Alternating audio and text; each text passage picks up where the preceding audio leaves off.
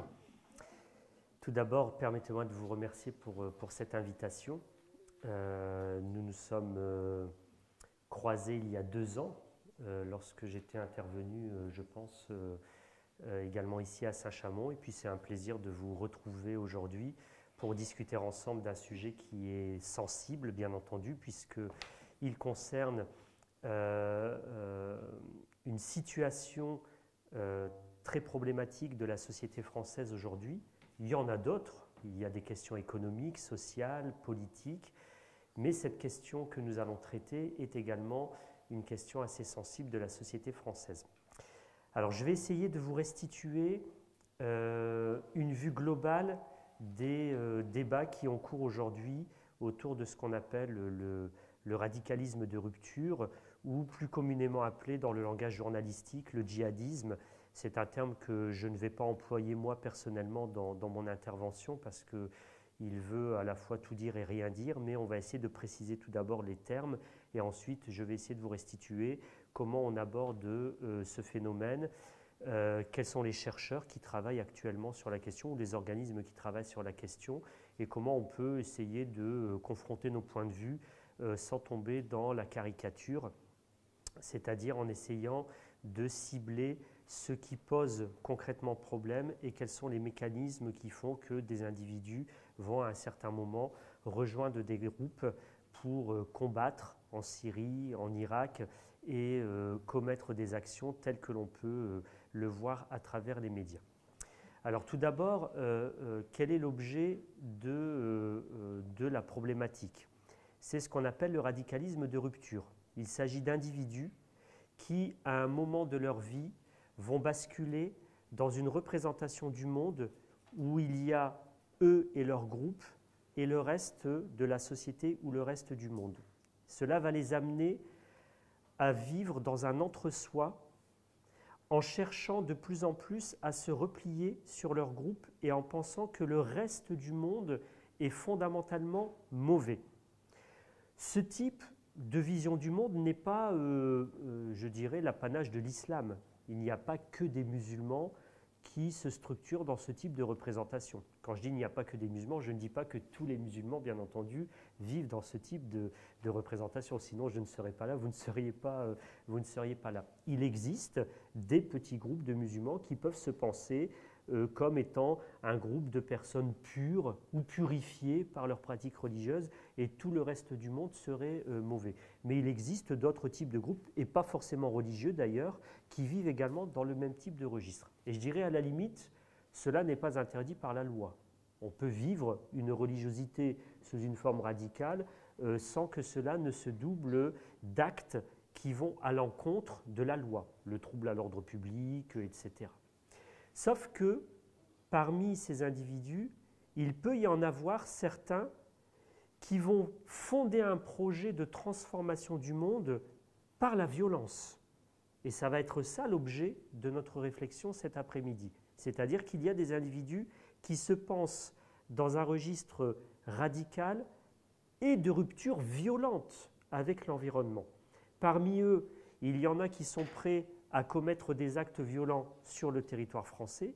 Il y en a d'autres qui considèrent qu'ils ne peuvent pas, ils ne doivent pas ou ils ne peuvent plus vivre sur le territoire français et ça les amène à quitter donc la France et à rejoindre l'un des groupes qui sont présents en Syrie et en Irak. Et le plus important parmi eux, c'est celui qui se dénomme l'État islamique, que l'on appelle couramment Daesh, c'est-à-dire l'acronyme arabe Ad-Dawla al-Islamiyya fil Iraq wa Sham, c'est-à-dire l'État islamique en Irak et au Levant, donc pour ici signifier le Proche-Orient.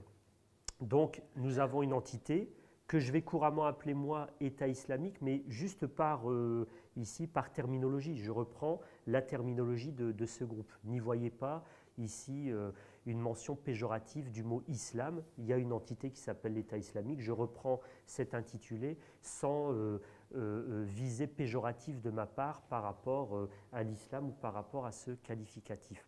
Donc il y a des gens comme ça qui partent, qui rejoignent un groupe et les médias se sont fait l'écho à juste titre, je dirais, pour la majeure partie des actes qui ont été commis, donc de ces actes de tuerie, ces actes de barbarie, etc.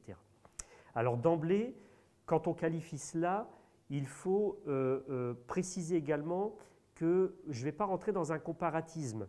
C'est-à-dire qu'il y a des gens qui disent « oui, mais vous dites que cet État islamique, il commet des exactions, qu'il y a des gens qui sont dans un radicalisme de rupture, qui s'isolent du monde et qui partent là-bas et qui commettent des actes d'exaction également, qui tuent, etc. Mais les gouvernements eux-mêmes font la même chose. C'est-à-dire que les gouvernements occidentaux, les États-Unis, ils commettent des meurtres, etc., etc.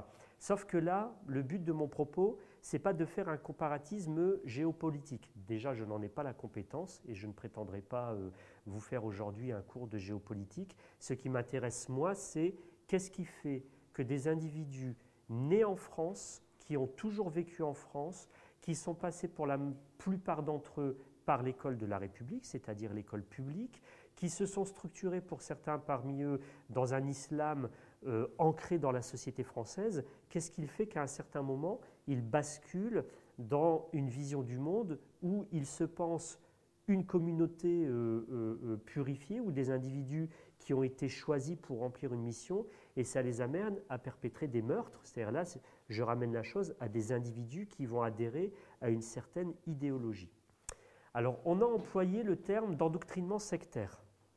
Donc, il y a eu, durant l'année dernière, et puis après les attentats chez Charlie Hebdo et dans la supérette Cacher au sud de Paris, on a beaucoup employé le terme d'endoctrinement sectaire. Et moi-même, je l'ai repris, j'ai repris ce terme, à défaut de reprendre un autre terme, parce que ce n'est pas un terme complètement approprié.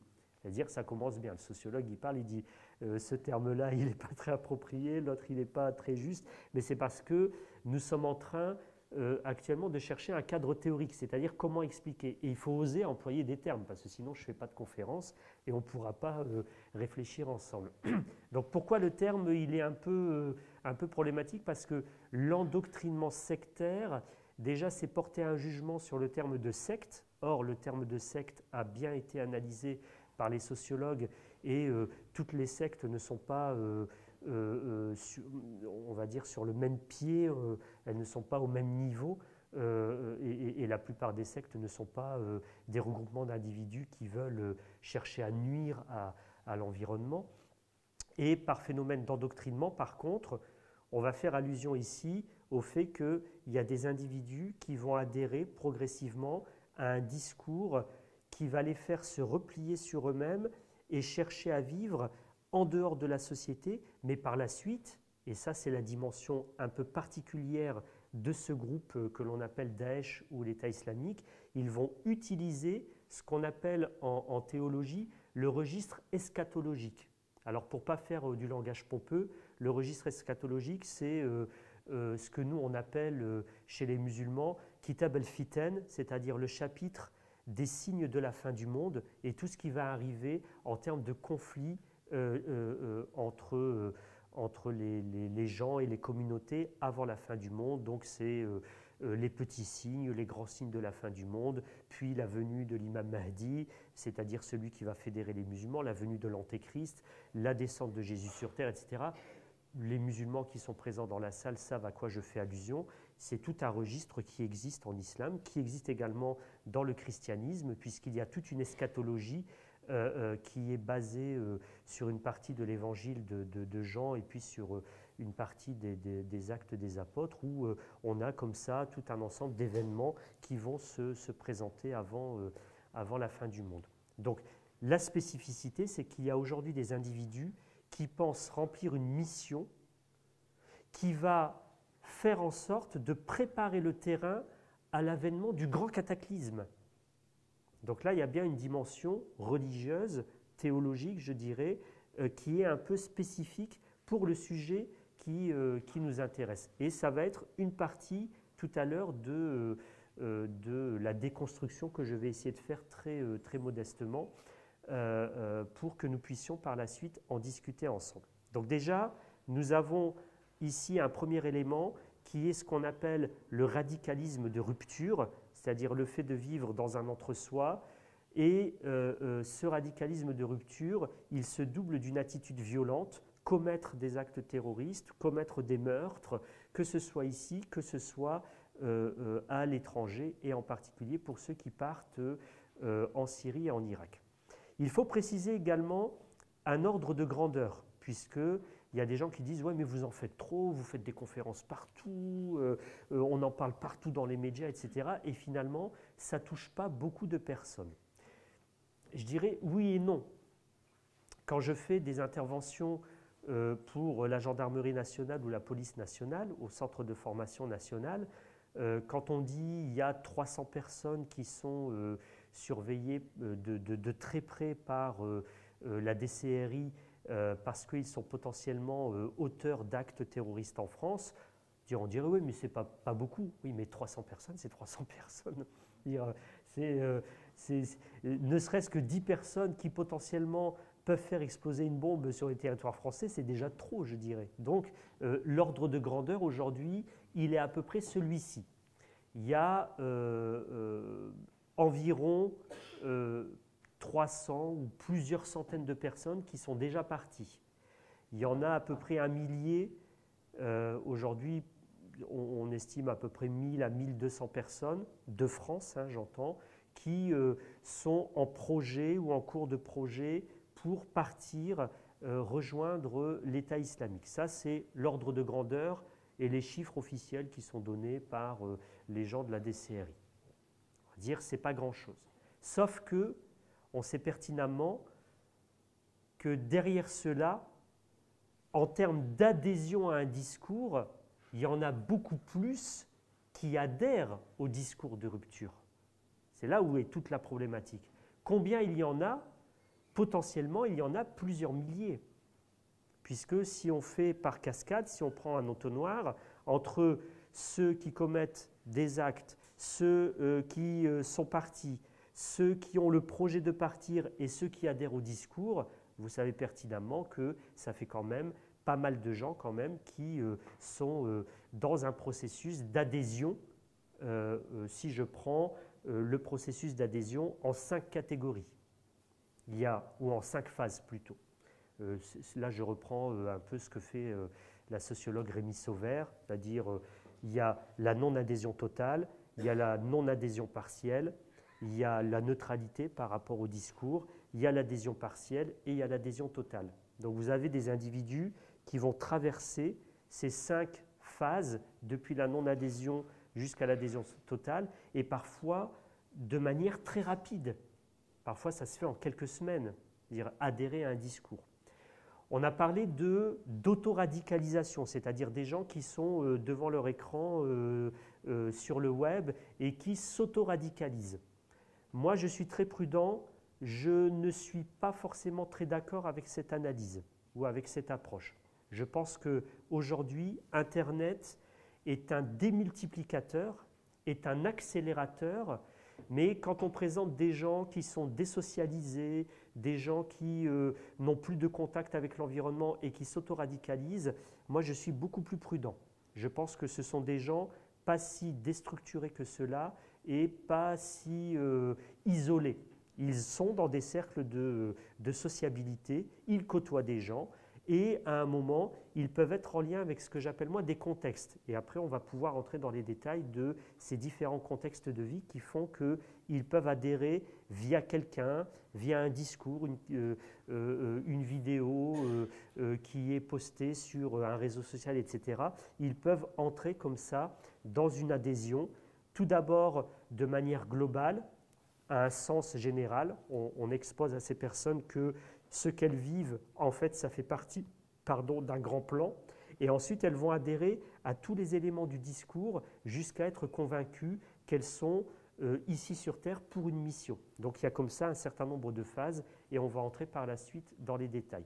Là, je vous donne je vous brosse un portrait un peu global en essayant de mettre des choses un peu plus précises sur des mots que vous avez entendus. Donc, radicalisme de rupture, un phénomène pas si périphérique que cela, des gens qui ne sont pas forcément que des gens désœuvrés. des gens qui sont en perte de repères, etc., qui sont complètement désocialisés. Et maintenant, il faut essayer de construire un modèle d'interprétation. Alors, déjà, on va voir qui travaille sur cette question. Mis à part le fait que le gouvernement français lui-même a pris des dispositions, puisque officiellement nous sommes en guerre contre ce terrorisme. Donc toutes les zones de défense en France sont mobilisées aujourd'hui sur la question. Il y a une cellule au ministère de l'Intérieur, je ne sais pas si elle est très très efficace, mais en tout cas elle travaille depuis plusieurs mois maintenant à déconstruire ce processus et à essayer de développer des contre-discours. C'est pour ça que vous avez vu le site ou la page Stop Djihadisme et puis un ensemble de vidéos qui ont été postées sur Internet qui consistent à proposer des contre-modèles. Bien sûr, dit comme ça, ce n'est pas efficace, mais utilisé dans un dispositif bien précis, ça peut avoir quelques résultats. Et il y a maintenant différents centres d'études qui se sont mis en œuvre. Moi, je suis membre du CPDSI, le Centre de prévention des dérives sectaires liées à l'islam. Donc, je collabore avec Dounia Bouzar sur le dispositif qu'elle a mis en place. Alors, le CPDSI, c'est très particulier son travail. On ne travaille pas sur l'élément religieux en tant que tel. Nous, on travaille sur le processus, c'est-à-dire quelles sont les étapes qui font qu'un individu va adhérer à ce type de discours et est-ce qu'on peut stopper ce processus d'endoctrinement? Est-ce qu'on peut le faire? Donc nous, on a un ensemble de résultats.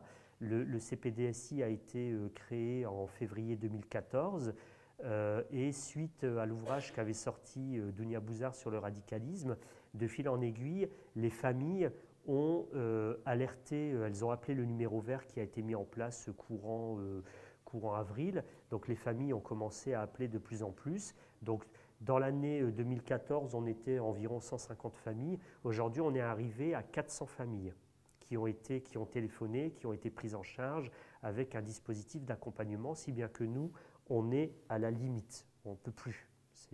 Là, on est complètement saturé. On est complètement sous l'eau dans l'accompagnement des familles. Donc même si, vous savez, les sorties médiatiques, c'est toujours problématique.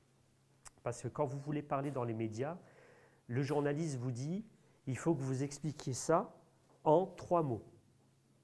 Donc forcément, le discours journalistique est un discours résumé qui grossit les traits et qui est par définition caricatural, au sens où il grossit les traits d'une réalité avec des mots qui sont basiques, parce que si vous dites un univers de sens à un journaliste, il va dire non, non, non, non, donnez-moi un mot plus simple, parce que univers de sens, les gens ils vont rien comprendre. Donc le discours journalistique est très problématique pour nous, chercheurs et intervenants sur le terrain, parce que entre ce que je vais vous dire cet après-midi et ce qu'un journaliste pourrait en restituer dans un article ou un long article journalistique, c'est 3000 signes, donc ça veut dire 3/4 d'une page A4. Pour lui, c'est un long article. Pour moi, c'est le résumé du début de mon introduction. Parce que c'est toujours ça qui est problématique. Donc, ne restez pas que sur les interventions journalistiques, mais essayez d'aller un peu plus loin en lisant au moins 1 ou 2 bouquins ou bien des articles un peu plus approfondis sur la question. Je vous dis ça parce qu'on a fait beaucoup de critiques à l'encontre de Dounia Bouzar. Je ne suis pas là pour la défendre parce qu'elle est suffisamment grande pour se défendre elle-même d'attaques parfois qui sont véhiculées à son encontre. Mais on ne peut pas reprocher aux gens à la fois de ne pas prendre la parole, et quand ils prennent la parole dans les médias, on les flingue parce qu'ils n'ont pas eu le temps de développer tout ce qu'ils auraient pu développer. Mais on pourra en discuter par la suite dans le débat qui sera animé suite à mon intervention. Donc aujourd'hui, si vous voulez, pour faire court, il y a 3 grands modèles explicatifs pour comprendre ces personnes qui ont rejoint l'État islamique. Il y a un premier modèle explicatif qui est porté beaucoup par les gens qui se situent dans le giron des indigènes de la République ou en tout cas les dynamiques qui s'inscrivent dans la matrice des indigènes de la République et qui considèrent que fondamentalement la société française continue à entretenir un rapport de domination extrêmement violent, symboliquement parlant, donc on parle de violence symbolique, à l'encontre des personnes issues des anciennes colonies. Donc c'est les immigrés, les fils d'immigrés, qui continuent à être rangés dans une sous-catégorie citoyenne. Ils ne sont pas citoyens au même titre que les autres. Ça provoque des ruptures psychologiques, ça provoque une violence au fond chez certains individus, et ils expliquent le passage à l'acte ou la rupture chez certains individus en disant il faut que la société française et au premier chef les responsables politiques reprennent toutes les politiques publiques, politique sociale, politique d'éducation, politique de la ville, donc logement et bien entendu politique économique, pour résorber des phénomènes de discrimination systémique qui ont gangréné la société française et qui font qu'il y a toute une catégorie de la population française aujourd'hui qui est dans la position de sous-citoyenneté. Donc c'est un modèle interprétatif qui ne fait pas appel à la dimension religieuse, mais qui dit que ici, l'islam n'est qu'un catalyseur de violence que ressentent des individus et qui va les amener pour certains à passer à l'acte. Et si ça se fait par l'intermédiaire de la religion, c'est parce qu'aujourd'hui, l'islam est considéré par ces individus comme étant quelque part la religion du pauvre, la religion des exclus, la religion des dominés, etc. Donc ils vont s'identifier à cette religion à un certain moment et ça va les amener à passer à l'acte. C'est un modèle interprétatif qui a des aspects que l'on va qualifier d'heuristiques, c'est-à-dire il y a des aspects que l'on peut reprendre qui sont tout à fait cohérents, mais ce n'est pas suffisant. On ne peut pas s'arrêter uniquement à ça. Il y a un deuxième aspect, un deuxième modèle interprétatif qui est porté aujourd'hui par des gens comme Raphaël Liogier, Olivier Roy, etc. Donc tout un ensemble de sociologues, non, excusez-moi, de politologues, parce que je revendique ma spécificité de sociologue par rapport aux politologues, et j'ai beaucoup de critiques à faire, moi, par rapport à mes confrères politologues qui produisent des catégories d'analyse dans l'immédiateté. C'est-à-dire que les politologues aujourd'hui, j'ai l'impression que tous les ans, ils nous font des nouvelles catégories. C'est une critique que j'assume, hein, et je suis, moi, très très critique vis-à-vis de Raphaël Liogier, par exemple, qui vous explique que la dimension religieuse de l'histoire n'existe pas. C'est-à-dire il évacue complètement, à l'inverse quand même des... Par exemple, le modèle des indigènes est cohérent, parce qu'ils analysent, on va dire, si je reprends le vocabulaire marxiste, la superstructure. Ils analysent des effets systémiques. Les politologues veulent s'engouffrer dans un champ d'analyse qui fait appel en partie à une déconstruction de la religion, mais j'ai l'impression qu'ils n'ont pas la compétence pour le faire parce que la plupart d'entre eux ne sont ni arabisants, ni au fait de ce qui se passe à l'intérieur des communautés confessionnelles, et ils remettent en cause une part d'autocritique qui est nécessaire, c'est-à-dire, quand je parle d'autocritique, c'est-à-dire de déconstruction de ce que j'appelle moi ces fameux univers de sens. Donc, par exemple, Olivier Roy nous parle de nouveau nihilisme. Le nihilisme, c'est le fait d'individus qui n'ont plus de but dans la vie, des individus qui sont déstructurés, des individus qui sont quelque part asociaux, ils n'ont plus de réseau de relations, ils ne côtoient plus les gens autour d'eux et ils n'ont plus aucun but dans la vie. Donc, l'ultime phase, c'est de se détruire en détruisant l'environnement dans lequel ils sont. Sauf que ça ne marche pas pour tous les individus. Et dans cette frange-là, je dirais, celui qui est le plus cohérent dans son analyse, c'est François Burgat, le politologue bien connu, qui lui dit on ne peut pas considérer que ces individus sont tous des désœuvrés, des déstructurés, etc.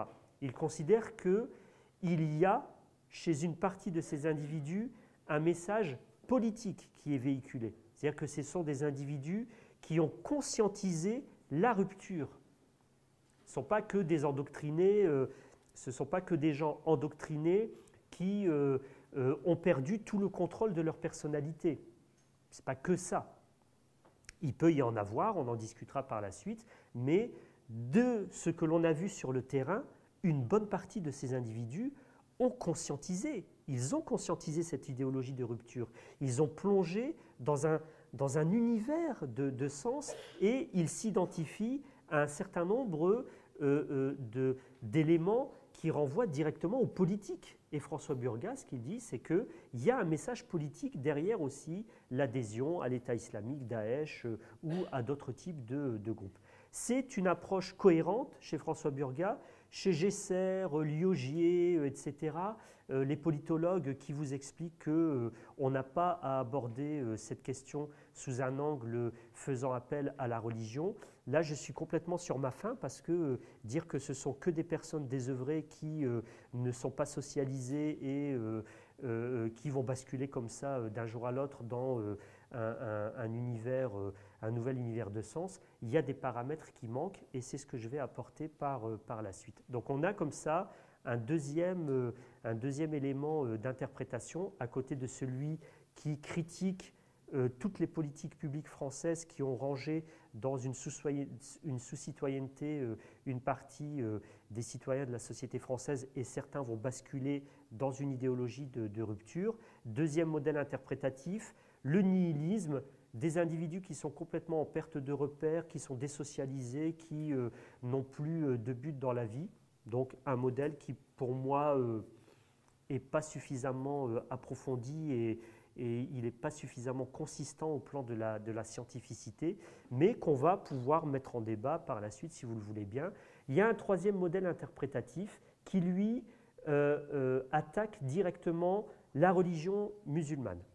Ce troisième modèle interprétatif considère que c'est l'islam en soi qui est porteur d'une part de violence à travers ses textes fondateurs, donc le Coran et la tradition prophétique, et il faut absolument faire une critique interne de l'islam parce que c'est la religion en soi, ou en tout cas les discours religieux qui sont en soi violents, et il faudrait faire un aggiornamento, comme on dit, de l'islam, c'est-à-dire refonder une nouvelle approche de la religion musulmane dont on aurait extrait toute la dimension de violence.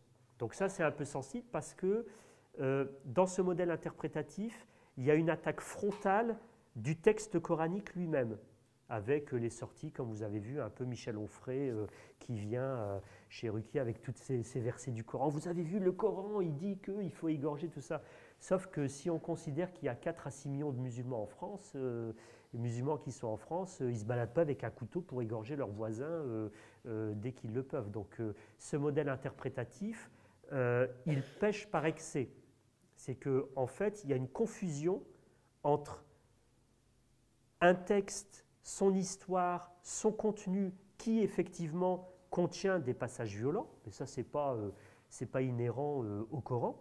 Vous savez, on oppose aujourd'hui, par exemple, l'islam et le bouddhisme en disant que les bouddhistes sont très sages, etc. Bon, vous allez en Asie du Sud-Est, ne serait-ce que les Rohingyas en Birmanie ou d'autres populations qui sont sous le joug d'une approche essentialiste de sociétés qui prennent appui sur une lecture du bouddhisme extrêmement violente. Bon, un texte n'a pas forcément un contenu religieux violent, mais des adeptes peuvent en avoir une lecture violente. Dans la tradition judéo-chrétienne et musulmane, il y a des passages bibliques et des passages coraniques qui sont violents, mais depuis longtemps, les adeptes de ces traditions religieuses ont pris l'habitude de lire leurs textes religieux avec des filtres. C'est-à-dire qu'ils ont une distance critique par rapport à certains passages violents. Et d'ailleurs, quand vous interrogez des musulmans, eux-mêmes ne connaissent même pas ces passages violents parce que même quand ils les lisent, pour eux, c'est quelque chose qui fait partie d'une histoire particulière et il ne leur viendrait pas à l'esprit de considérer que ces passages violents, il faut les mettre en pratique aujourd'hui, en 2015, dans la société française ou ailleurs. Donc ce troisième modèle, il a un aspect intéressant dans le sens où il existe des groupes aujourd'hui musulmans, des groupes politiques ou des groupes religieux musulmans qui considèrent que ces passages violents du Coran ou de la tradition prophétique, on doit les appliquer à la lettre, d'accord, ça existe, mais en faire un modèle interprétatif de tout ce qui se passe chez les musulmans et obliger les musulmans quelque part à montrer patte blanche sur le simple fait qu'ils soient musulmans, là c'est un peu aussi caricatural. Alors, comment on va se dépatouiller de tout ça? On a 3 modèles interprétatifs aujourd'hui avec des gens qui ont tendance à se discréditer. Il y a des politologues, dès qu'ils entendent un musulman qui fait un peu de la critique interne, comme je le fais moi, hein, je vais vous dire moi par la suite sur quoi je travaille exactement. Ils disent « Ouais, mais Homero, tu joues les moralisateurs devant les musulmans, tu leur dis qu'il faut faire attention à telle et telle chose, on n'a pas de leçon de morale à donner aux musulmans. » Le problème, ce n'est pas de donner ou pas des leçons de morale. On n'est pas là pour faire de la morale collective ou bien de prendre un fouet et de s'autoflageller. Je suis musulman, mais vous inquiétez pas, je suis gentil, je ne vais pas tuer les autres. Ce n'est pas ça, la problématique, elle n'est pas là. La problématique, c'est qu'il y a des gens qui basculent dans un univers de sens violent et qui sont prêts à tuer même leurs co-religionnaires qui n'adhèrent pas à cet univers de sens. Et ça, il faut le répéter aussi. C'est que les gens qui sont victimes de cela, c'est tout le monde. En premier lieu, des juifs sur le territoire français, il faut quand même le dire, puisque les premières victimes, c'est-à-dire ceux qui se sont flingués depuis quelques années, quand même, à chaque fois, ce sont des personnes de confession juive.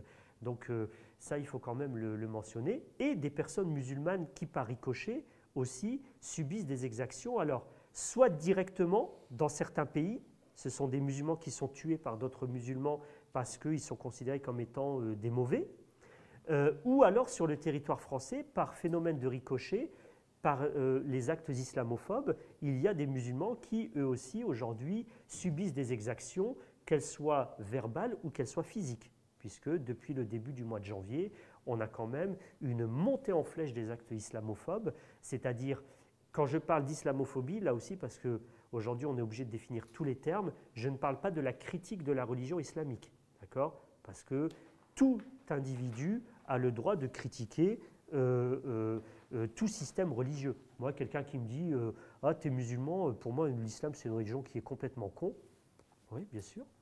Je dirais, c'est ta life et c'est la mienne. Hein. Chacun vit sa vie.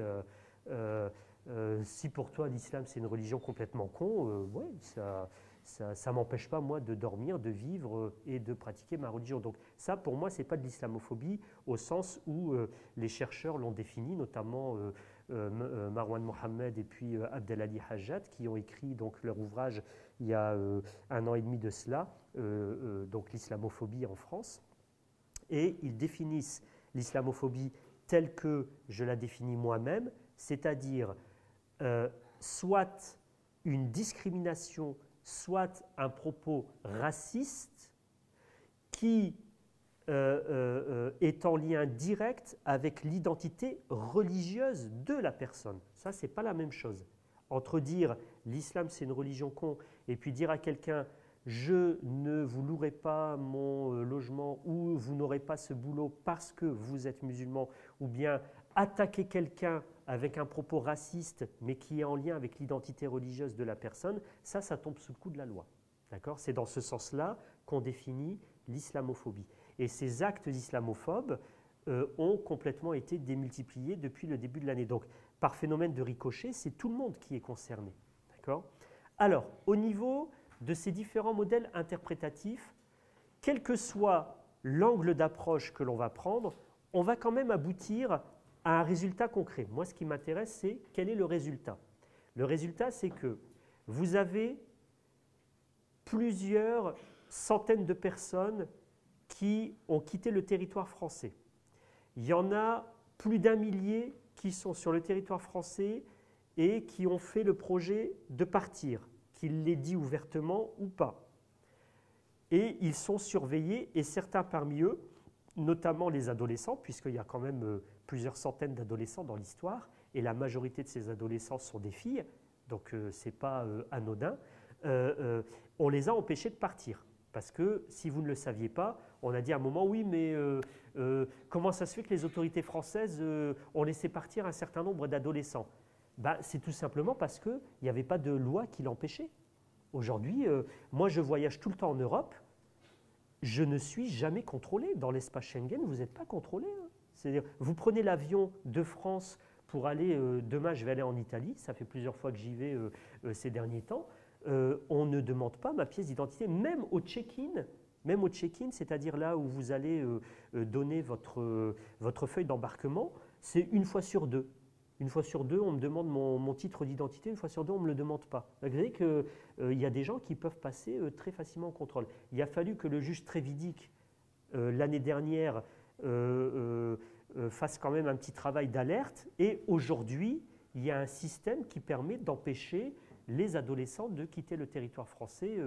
Mais au départ, nous sommes dans un état de droit, donc les autorités françaises, elles ne peuvent pas faire tout ce qu'elles veulent. Donc, il ne faut pas non plus qu'on fasse des critiques mal placées. D'un côté, on veut plus de contrôle, et d'un autre côté, quand on est contrôlé, on dit « ouais, t'as vu, il y a du contrôle partout ». Oui, mais dans ce cas-là, il faut savoir qu'est-ce qu'on veut aussi. On est dans un état de droit, donc il y a des dispositions, mais qui doivent entrer dans le cadre de la loi. Donc là, on a ce premier effet qui est là. Deuxième effet, moi, ce qui m'a beaucoup intéressé, et ça a été l'objet d'un débat avec Dounia Bouzard, d'ailleurs, je le dis publiquement parce qu'avec Dounia, on en discute et puis on va continuer à travailler là-dessus, c'est la dimension religieuse.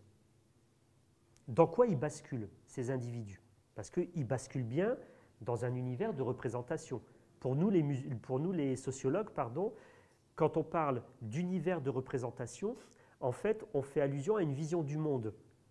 Quand vous dites « je suis musulman », c'est parce que vous avez une croyance en Dieu, vous voyez le monde d'une certaine façon, il y a des musulmans, des non-musulmans, vous pensez en tant que citoyen, etc. Donc vous avez tout un ensemble d'images en tête.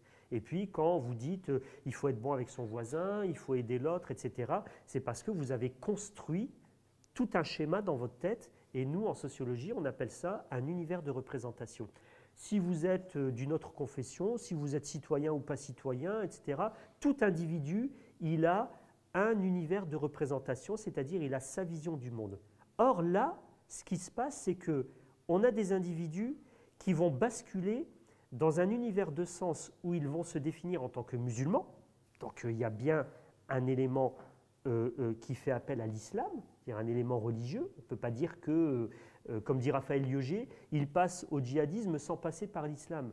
Moi je dis, là, monsieur le politologue, vous êtes bien gentil, mais ça devient quelque part du charlatanisme, quoi. Vous dites qu'il passe dans ce registre sans passer par la religion, comme si, en fait, il découvre l'islam après être passé dans ce radicalisme de rupture. Moi, je dis attention, attention, parce qu'on va très vite, on produit des catégories de sens, et puis on va s'apercevoir que, en fait, oui, c'était un peu plus compliqué. C'est toujours un peu plus compliqué, parce que nous, ce qu'on a vu, on est quand même à 400 personnes maintenant qui ont été prises en charge par le CPDSI.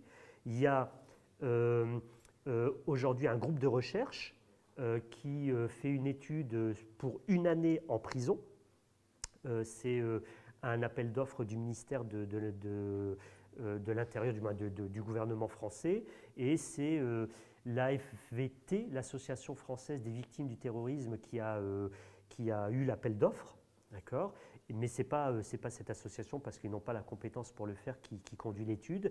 C'est un groupe de chercheurs de l'École des hautes études en sciences sociales qui est conduit par Wiesa Kies, qui donc fait une étude pendant un an. Ça a démarré il y a même pas un mois de cela. Donc pendant un an, ils vont essayer de comprendre quel est justement cet univers de sens, comment il bascule, les personnes, est-ce qu'il y a de la radicalisation en prison, comment ça se fait. Donc il faut prendre le temps de construire la chose. Et vraiment, je vous alerte par rapport au discours des politologues, parce qu'il y en a beaucoup qui construisent aussi des choses à partir des coupures de journaux, à partir des trucs, etc.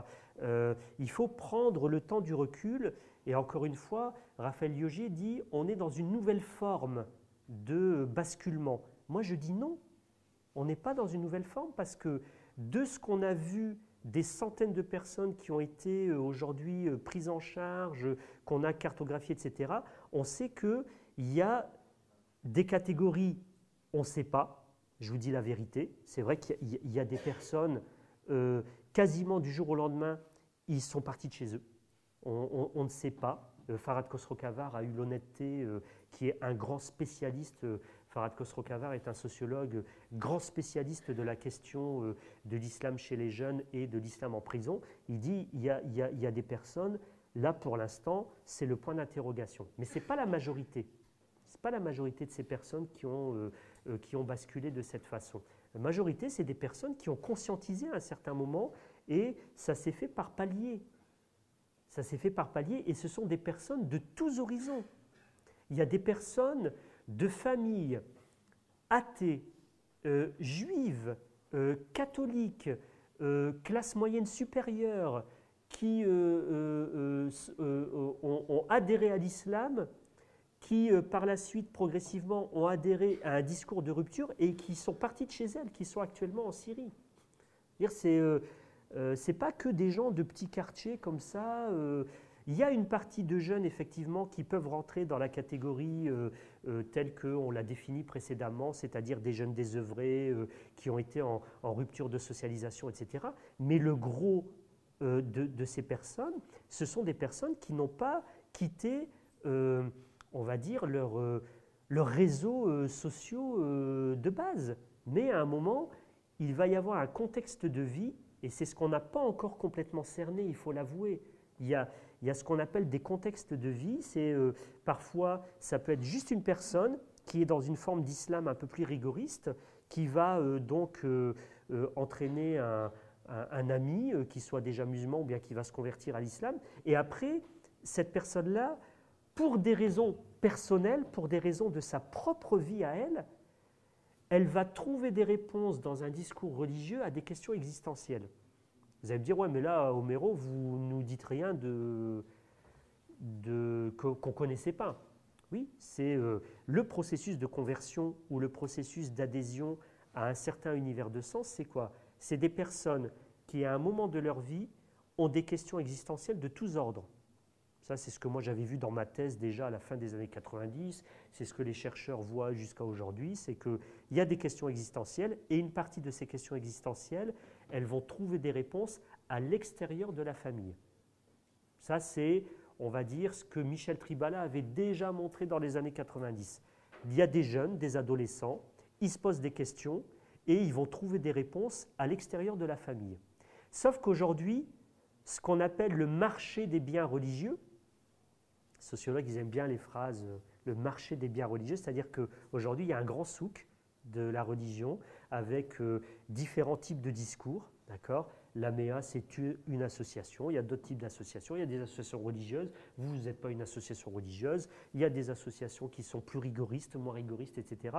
Tout ça, on l'appelle le souk religieux, c'est-à-dire le marché des biens de salut. Il y a des discours, il y a certains types de discours aujourd'hui qui ont des attributs de visibilité musulmane plus importants, qui disent pour être un musulman bien comme il faut donner à voir sa religion dans les espaces de la vie sociale. Et il y a des gens qui vont y adhérer. Mais à côté de cela, il y a d'autres types de discours qui sont dans une logique de rupture totale. Alors, depuis tout à l'heure, je vous parle de cet univers de sens, de cet univers de rupture radicale. Qu'est-ce qu'il y a dedans ? Qu'est-ce qu'il y a dans cet univers de sens? Alors, l'élément qu'on a vu à travers les vidéos qui étaient intitulées 19HH, les vidéos qui ont été faites par le groupe porté par Omar Homsen, Omar Homsen, c'est un franco-sénégalais qui était délinquant et il s'est radicalisé par son passage en prison. Donc ça, c'était début des années 2000. Ensuite, il a eu pour projet de partir en Syrie. Il a fait un groupe là-bas et il dirige un groupe qui est fait en quasi-totalité que de Français. Et c'est lui qui a été, jusqu'à maintenant d'ailleurs, pour les francophones, pour les musulmans qui partent en Syrie de France, c'est lui qui est le principal recruteur via tout un ensemble de canaux sur le web de personnes qui sont un peu fragilisées et puis il les amène à basculer dans un univers de sens bien spécifique. Un des premiers registres qui fait beaucoup sens pour les personnes qui sont dans des questions existentielles, c'est le registre de la pureté. La pureté, c'est quoi? Vous savez que nous, les musulmans, quand on va célébrer notre prière, on fait des ablutions pour se purifier. Donc nous avons un rapport à l'eau, nous avons un rapport à l'alimentation, nous consommons des animaux qui ont été abattus d'une certaine façon, etc. Et tout cela est renvoyé à une idée de ce qui est pur. Donc on pourrait parler de halal, mais c'est un terme tellement galvaudé que je vais le laisser de côté. Mais on va parler de ce qui est tayyib, de ce qui est bon, beau, pur, d'accord, qui est renvoyé à un ensemble de textes religieux. Sauf que le registre de la pureté, il provoque une séparation, forcément, entre ce qui est pur et ce qui n'est pas pur. D'accord ? Par exemple, vous avez un verset du Coran qui mentionne « Innamal mushrikun najasun ». Donc les négateurs du message ne sont pas purs, ils sont impurs, donc séparez-vous d'eux.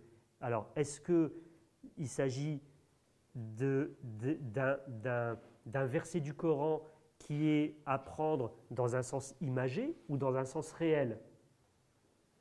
Est-ce qu'on doit se séparer physiquement, ce qui voudrait dire qu'un musulman n'a pas le droit de s'asseoir à côté d'un non-musulman parce que le non-musulman serait impur physiquement, ou est-ce que c'est quelque chose qui renvoie plus à un domaine spirituel imagé? Il y a eu les deux interprétations qui ont existé. Mais si je vis ma pureté dans un sens purement physique et je considère que tout ce qui n'est pas dans mon registre de pureté, je ne dois plus le côtoyer, bah forcément, qu'est-ce qui va se passer? Mon univers personnel, il va se restreindre au fur et à mesure. Et ce registre de la pureté, il est beaucoup utilisé par les musulmans qui véhiculent un islam radical. Ici, radicalité dans le sens de la séparation vis-à-vis de l'environnement. Et que, attention, même si tu es invité chez un musulman, tu dois lui demander. Une fois, j'avais un musulman chez moi, donc moi-même je suis de confession musulmane. Le musulman, il voit un livre dans ma bibliothèque avec une photo. Il m'a dit, excuse-moi Oméro, il a pris le livre et puis il l'a retourné. Parce qu'il dit, tu sais, c'est pas bien d'avoir des images chez soi, parce que ce musulman, il se construit dans un univers où c'est un univers où la pureté va l'amener. Je vois des gens qui rigolent parce qu'ils doivent penser à des trucs aussi, mais c'est parce que ce musulman, il se pense dans un univers très particulier où la notion de pur et d'impur est vécue dans le sens où cette chose-là, elle pourrait m'atteindre parce que ça pourrait avoir une conséquence sur moi. Mais ce musulman était très gentil, hein. Ce n'est pas un musulman qui... mais il s'est senti atteint par la chose, si bien que... par respect, il aurait pu laisser le livre, mais après, il m'a fait toute une leçon de morale. Donc, ce pur et impur, il est très utilisé, mais de manière exacerbée, de manière exagérée, par des gens donc, du registre Omar Homsen ou d'autres groupes que l'on qualifie de groupes dans le radicalisme de rupture, qui vont pousser l'individu, quelque part, à adhérer à un registre. Tu sais, tu vis un certain nombre de choses, c'est parce qu'en fait, il te manquait quelque chose dans ta vie et il faut que tu renoues avec ces éléments de la pureté. Donc pour des gens qui sont en pleine recherche spirituelle, qui ont pu vivre quelque chose dans leur vie, au départ, ça fait du bien parce que c'est un discours qui va leur permettre de se restructurer autour de ce registre de la pureté. Ça, c'est le premier élément. Le deuxième élément, qui est un élément fondamental de ce registre de rupture, c'est l'élément eschatologique. C'est tout ce qui a trait à la fin du monde. Mais avant d'entrer, eschatologique, c'est E-S-C-H-A-T-O-L-O-G-I-Q-E. Mais avant d'entrer dans le registre eschatologique, je fais juste un rewind pour bien me faire comprendre par rapport à la pureté. Je ne suis pas en train de dénigrer le fait qu'un musulman cherche à être pur. Pour bien me faire comprendre, je vous dis qu'il y a des gens qui vont exploiter des textes religieux, qui vont exploiter cette notion de rupture, cette notion de pureté, pour amener l'individu à se séparer de son environnement. C'est ça que je suis en train de vous dire, d'accord ? Pour que je me fasse bien comprendre. Et je ne dis pas que tout musulman qui considère que telle chose pour lui est impure, c'est un musulman radical, d'accord? Parce que après, si vous voulez, La difficulté, c'est de mettre en lien tous les éléments. D'accord? C'est comme la liste il y a une image que le ministère de l'Éducation nationale a fait passer, vous savez, avec comment décoder un musulman qui peut basculer. Alors, la barbe, la djellaba, il n'écoute plus de musique, etc. C'était un peu caricatural. C'est pas, moi, j'écoute quasiment jamais de musique, je regarde jamais la télé. J'ai un mode d'alimentation qui est hyper strict. Déjà moi qui vous fait l'intervention, si on prend les critères, je suis déjà dans au moins 70% des critères. Donc, pourtant, je ne pense pas que je sois si radical que ça. Mais c'est parce qu'en fait, tout est question de mettre en lien des indicateurs et des contextes. C'est là où on va réfléchir ensemble par la suite sur la jonction entre des indicateurs et des contextes. Je regarde en même temps, je vois que je vais essayer de prendre pas plus de 10 minutes et puis je clôturerai mon intervention. Donc ici, le registre eschatologique, c'est la fin du monde. Il est beaucoup exploité par les groupes qui sont sur ce radicalisme de rupture violente. Alors pourquoi? Parce que tout d'abord, c'est un thème porteur. C'est un thème très porteur aujourd'hui. Tous les groupes qui veulent recruter des ouailles, ils ont un terrain très fertile en disant, vous voyez bien la crise économique, vous voyez bien les gens qui sont stigmatisés, vous voyez bien que ça ne tourne pas rond, vous voyez bien les groupes industriels, etc. Et à partir de la situation géopolitique, économique et sociale que nous vivons, il est très facile de construire un discours apocalyptique. C'est très, très, très simple. Bien sûr, la majorité des gens ne vont pas y adhérer, mais si je brasse à grande échelle, si on fait juste 0,1% ou 0,01%, si je touche 100 000 personnes, 0,01, potentiellement, je peux avoir quelques centaines de personnes qui vont adhérer à mon discours. Et pour quelqu'un qui cherche à avoir un petit groupe, 100, 200, 300 personnes, ça lui suffit. Pour quelqu'un qui veut exploiter la crédulité des gens. Donc, il ne faut pas voir ici, je veux dire, le ratio, mais il faut voir au final qu'est-ce que ça va provoquer chez un certain nombre de personnes. Donc, le registre apocalyptique, c'est quoi? C'est d'exploiter un premier thème qui est celui de la fin du monde et de prendre tous les sous-thèmes. Donc, chez les musulmans, la fin du monde, il y a un certain nombre de signes annonciateurs. Ces signes annonciateurs se divisent en deux catégories. Il y a les grands signes, à partir de la venue de l'imam qui va rassembler les musulmans, et puis après il va y avoir tout un ensemble de phénomènes à grande échelle, etc. Et il y a tous les petits signes. Et parmi les petits signes, il y a justement le fait que la région du Proche-Orient va vivre un ensemble de soubresauts. Et il est dit dans un certain nombre de textes, qu'ils soient vrais ou pas vrais, hein, parce qu'ici, ce qui nous intéresse, ce n'est pas que les textes exploités soient vrais ou pas vrais, c'est quelle fonction ils vont avoir pour les gens qui vont y adhérer. Donc c'est le fait que la Syrie, bon déjà ce n'est pas la Syrie, c'est le Cham en arabe, donc le Cham c'est la région qui correspond à en gros Syrie, Jordanie, Israël, Palestine, etc. C'est ces pays-là, donc c'est la région du Proche-Orient qui va voir tous les musulmans se rassembler. Donc il y a un ensemble de textes de la tradition prophétique, pas du Coran, de la tradition prophétique qui mentionne que les musulmans vont tous se rassembler au Cham. C'est pour cela d'ailleurs que celui qui se proclame calife de l'État islamique, il a demandé aux musulmans de venir le rejoindre et de lui faire allégeance. Alors est-ce qu'il se pense comme étant l'imam qui va rassembler tous les musulmans, le fameux imam Mahdi? Je ne sais pas jusqu'où va son délire personnel, mais en tout cas, il demande à ce que tous les musulmans le rejoignent. Donc il y a ça, et il y a tout un ensemble de textes précurseurs de cela, et on va exploiter ces textes. C'est très bien vu dans une des vidéos de Omar Homsen où il est sur un bateau, et puis la caméra fait un focus sur les vagues, et vous savez, dans les vagues, il y a l'écume des vagues, ça fait de la mousse blanche. Et il y a un propos qui est rapporté dans la tradition prophétique musulmane qui n'est pas authentique, c'est ce qu'on appelle un hadith da'if, c'est-à-dire une tradition prophétique mais qui n'est pas authentifiée, qui parle du fait que les musulmans, avant la fin du monde, seront très nombreux mais ils seront comparables à cette écume de la mer qui vogue un peu partout, sauf le petit groupe de musulmans qui sera préservé. C'est le fameux hadith Yushiku an tada' alaykumul umamu kama tada' al-akalatu ala qas'atiha. Peu ne s'en faut que toutes les communautés ne se jettent sur vous comme les convives se jettent autour de la grande assiette. Qas'a, les Arabes connaissent bien, c'est le grand plat où on mange tous ensemble le couscous.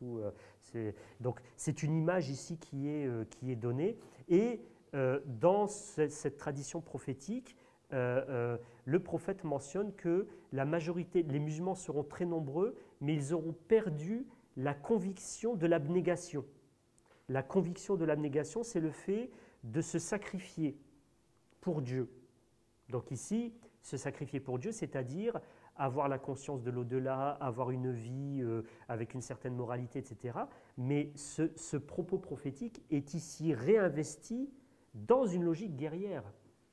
C'est-à-dire que progressivement, on va amener la personne à travers le registre de la pureté à se séparer, et puis ensuite, on va l'amener à adhérer à un discours qui consiste à dire, tu vois en fait, tu vivais tous ces problèmes, tu avais ces questions existentielles parce que Dieu t'avait choisi en fait. Tu ne le savais pas, mais Dieu a voulu que tu sois parmi ceux qui sont élus. C'est pour ça que Dieu a voulu qu'on se rencontre. Et il y a une journaliste d'investigation qui a fait l'expérience. Moi, je connais quelques personnes qui ont fait la même expérience, des femmes.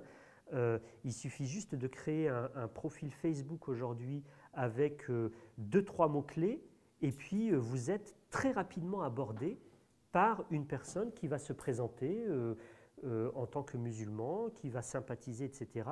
et qui progressivement va essayer de vous faire basculer dans cet univers de sens, dans cette représentation du monde. C'est une réalité, je vous assure, et je parle ici en tant que croyant, je n'ai pas peur d'affirmer, comme vous le voyez, mes propos. Quand j'ai commencé à travailler sur cette question début 2014, je n'y croyais pas. Je me dis non, c'est du Matrix là.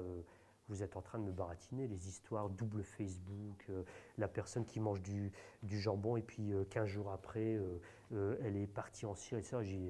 C'est pas crédible, ça ne tient pas la route. Et quand vous plongez dans cet univers, vous vous dites, oula, non, c'est pas possible. Qu'est-ce qui se passe?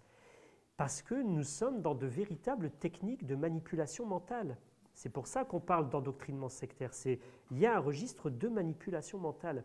Mais le problème, c'est que ce registre de manipulation mentale, potentiellement, il peut toucher toute personne. Ça peut toucher tout individu. C'est-à-dire qu'il faut un ensemble d'ingrédients. Il y a une personne qui est fragilisée parce qu'elle a des questions existentielles. Elle peut être musulmane ou non musulmane. Il y a un contexte de vie, donc ça peut être la mort d'un proche, ça peut être une mauvaise passe, ça peut être une personne qui est en rupture avec ses parents parce qu'il se prend la tête avec ses parents, etc. Ça peut être un adolescent qui a été impressionné par des amis musulmans et puis il va dire bah, « moi, je vais faire mon opinion sur l'islam » et puis voilà, c'est tout un ensemble de contextes. C'est pour ça que je ne peux pas aller trop loin dans le modèle explicatif parce qu'on est en train d'essayer là de comprendre un peu plus qu'est-ce qui fait qu'à partir de ces contextes de vie, une personne qui va faire des recherches, elle va facilement être en contact avec ce type de discours. C'est ce type de jonction qui est encore problématique aujourd'hui.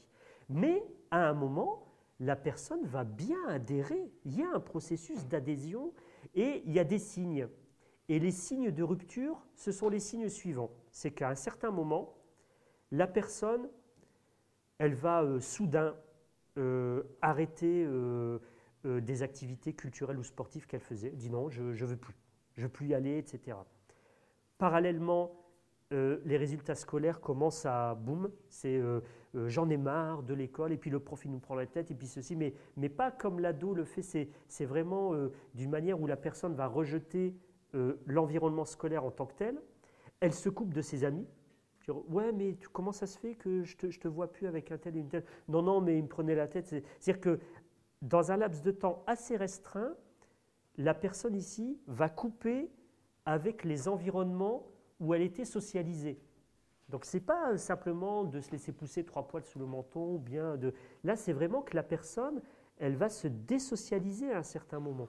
D'accord ? Donc le fait de dire ce sont des gens qui passent au radicalisme sans passer par la religion, pour une majorité de personnes, c'est faux. Il y a un processus d'adhésion à un discours religieux, c'est bien un discours religieux ici qui utilise un certain nombre de références connues, et parallèlement, il y a une rupture progressive avec la société et reste le dernier élément. C'est-à-dire qu'on a rupture scolaire, rupture du réseau de socialisation, rupture avec l'environnement sportif, culturel, etc. Et reste le dernier élément, c'est la famille et les parents. Et le basculement, je dirais quasi irréversible, c'est quand la personne considère que ses parents n'ont plus autorité sur elle, ses parents, si c'est une personne musulmane, n'ont plus à lui dicter des choses parce qu'ils ne sont pas dans le bon islam. Si c'est une personne non musulmane, elle rejette l'autorité de ses parents parce qu'elle a remis son autorité vers son référent musulman. Et là, c'est en général, les personnes qui sont dans ce registre-là, c'est parce qu'elles ont décidé de partir en Syrie rejoindre Daesh. Donc il y a tout un… On retrouve les 5 éléments de Rémi Sauvère, vous savez, de la non-adhésion jusqu'à l'adhésion totale. Donc, je ne pourrais pas vous en dire beaucoup plus sur les mécanismes intimes. Par contre, ce qui s'est passé, c'est que depuis plusieurs mois, il y a des familles qui ont vu que leur enfant, c'est bizarre, là il a rompu avec ses amis, il ne fait plus son sport, etc. Je vais appeler le numéro vert. Dans le numéro vert, il y a des personnes qui ont été formées et qui posent des questions clés.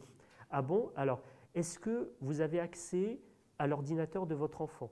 Ben, je peux m'arranger. Est-ce que vous pouvez aller voir sur les réseaux sociaux qu'il fréquente? Est-ce que dans l'historique, vous pouvez retrouver des éléments qui indiqueraient qu'il va sur tel site, qu'il est en lien avec des gens qui tiennent tel type de discours? Est-ce que dans sa chambre, vous pouvez aller fouiller sa chambre? Bah oui, je peux aller voir. Est-ce que dans sa chambre, vous allez trouver une tenue vestimentaire spécifique? Et pour des jeunes filles, c'est vraiment impressionnant. C'est impressionnant parce que on trouve dans les réseaux sociaux qu'elle va fréquenter, dans sa chambre, etc., un certain nombre d'attributs de visibilité. Je sais que c'est connoté. Je ne vais pas vous dire qu'elle a une tenue voile intégral. Moi, ce n'est pas le voile intégral en tant que tel qui m'intéresse. Ce n'est pas le fait de dire toute fille qui porte un voile intégral ou un voile complètement enveloppant, c'est une djihadiste en puissance. Ce n'est pas ça. Mais quand vous avez une centaine de familles qui retrouvent les mêmes types d'éléments chez leur enfant, à un moment, il y a bien une logique qui fait que la personne va se structurer dans un univers où cet élément, cet attribut vestimentaire a un sens. Donc nous, on doit le prendre en considération. Ce n'est pas le fait que quelqu'un, je ne sais pas, qui, pour lui ou pour une dame, être une bonne musulmane, c'est de mettre un voile intégral. Moi, ce n'est pas ça qui m'intéresse. Cette personne, elle peut être très gentille, etc. Mais ces personnes-là qui basculent dans ce registre de radicalisme, de rupture violent et qui ont le projet de partir, on retrouve un certain nombre d'éléments. C'est là où le ministère de l'Éducation nationale a fait la petite bourde. C'est qu'ils ont sorti une liste en disant attention, s'il y a ça, ça, ça. Oui, mais attends, mon ami Mohamed, voilà, il fait des sorties avec le groupe Tablir. Il fait des khorosh fi sabilillah et puis il porte une abaya. Ce n'est pas un terroriste en puissance. Il part faire des sorties dans des mosquées pour prêcher la bonne parole aux musulmans. Ouais, mais il s'est laissé pousser là-bas. Oui, il s'est laissé pousser là-bas, mais ce n'est pas forcément un terroriste en puissance. Par contre, s'il y a des attributs de visibilité qui se doublent de cette logique de rupture avec l'environnement et une personne qui remet en cause toute la socialisation qu'elle avait eue auparavant et qui remet en cause l'autorité de ses parents, là, on doit se poser un ensemble de questions. Donc voilà où nous en sommes, nous, aujourd'hui. Moi, je travaille au sein du CPDSI spécifiquement sur cet univers de sens religieux. Qu'est-ce qu'il y a dedans? Comment c'est véhiculé sur Internet? Quel rôle jouent les recruteurs? Quel effet ça fait sur les personnes? quelles sont les phases. Moi, je m'occupe que de ce volet-là, spécifiquement de cet univers de sens. Il y en a d'autres qui s'occupent du processus de désendoctrinement, c'est-à-dire est-ce qu'on peut stopper ce processus d'adhésion à cet univers de sens. On peut, si la personne n'a pas complètement basculé. Donc il y a deux phases ici. Il y a une phase où il faut réussir à capter la personne avant qu'elle ait basculé totalement, et la technique qui est employée au sein du CPDSI, c'est de reprendre des éléments affectifs, c'est de refaire le lien affectif avec la famille. Donc en fait, c'est un contre-discours. Comme le discours d'endoctrinement, il passe beaucoup par l'affectif, il faut repasser par l'affectif pour faire du lien avec la famille. Donc ça, ce n'est pas moi qui le fais, hein. Ça c'est des psychologues, des gens qui sont formés pour ça, il y a toute une équipe qui va travailler là-dessus. Après, dans un deuxième temps, une fois que la personne a commencé à faire marche arrière, il y a deux choses à reconstruire. Déjà, il faut faire comprendre aux parents qu'on n'a pas de jugement de valeur à porter sur l'adhésion religieuse en tant que telle. C'est-à-dire que vous avez des personnes, une fois qu'elles ont compris « Ouh là là, où est-ce que j'étais en train de m'embarquer ?» Elles vont se structurer dans un islam plus apaisé, mais les familles voudraient en fait que l'enfant quitte l'islam pour être sûr que ça y est, il n'est plus endoctriné. Dire « Ouais, mais attendez, ça c'est pas notre boulot à nous. Nous, on n'a pas de jugement de valeur à porter sur la religion en tant que telle. » Donc il y a un travail à faire avec les familles, et il y a un travail à faire pour remettre sur pied, si on peut dire, un univers de sens, c'est-à-dire proposer des identifications possibles à un islam qui soit pas un islam de rupture. Et moi, je suis en train de réfléchir à cette question. Alors, je vais clore là. J'ai pris beaucoup de temps, excusez-moi, là, 1 heure quasiment, et je m'en excuse. J'ai essayé de vous restituer quelques fils de quelque chose qui est très complexe. Et ce que je vous propose de faire, ce n'est pas des questions-réponses, bien entendu, parce que je ne suis pas une boîte à paroles qui va donner des réponses à toutes vos questions, mais peut-être de confronter ce qu'un chercheur peut voir, lui, de son côté, ce que vous voyez sur le terrain, des choses peut-être qu'il faudrait relativiser, que vous pourriez apporter, etc. Moi, ce que je vous propose, c'est plus une discussion collective. Parce que si vous dites « Attendez, vous avez dit ça, mais moi, je pense que vous avez exagéré », je m'en offusquerai absolument pas. Au contraire, tout ce qui peut alimenter ma réflexion, moi, je suis preneur aussi d'informations pour continuer ma réflexion et essayer de travailler. Vous savez, c'est un travail très, très prenant. On peut critiquer les gens, mais ceux qui travaillent là-dessus, aujourd'hui, moi, j'en suis pas à ce stade. Et je dirais, je remercie Dieu, si vous me permettez cette formule, mais il y a des gens qui sont aujourd'hui protégés, qui sont sous surveillance, qui ont dû déménager, etc. Il y a une cellule de gens qui sont complètement, il y a un bunker à Paris, en région parisienne, où les gens travaillent, etc. C'est pas une mince affaire de travailler sur cette thématique, hein. C'est pas une mince affaire du tout.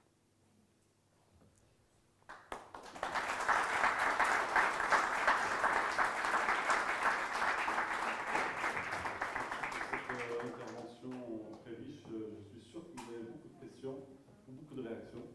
Donc un micro va circuler dans la salle et n'hésitez pas, le plus dur c'est le premier, c'est qui peut lancer la...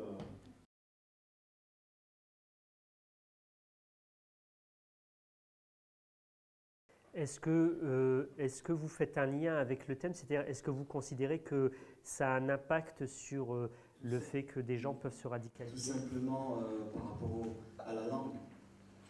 C'est véhiculé, je prends les prêches du vendredi. Quand c'est véhiculé avec la langue littéraire, et que ce soit des Français aujourd'hui d'origine musulmane ou de culture musulmane, qui ne comprennent pas spécialement cette langue-là, et qui écoutent un prêche qui n'est pas spécialement traduit correctement avec la langue française. Donc ça peut prêter à confusion, et sortir justement avec un discours de 45 minutes un vendredi peut justement faire véhiculer des choses, notamment quand on emploie des termes comme jihad, fils sabilillah, voilà, en sachant que voilà, j'ai rien à vous apprendre par rapport à tout ça, que jihad, il y a pas mal de terminologie et puis d'explications par rapport à tout ça.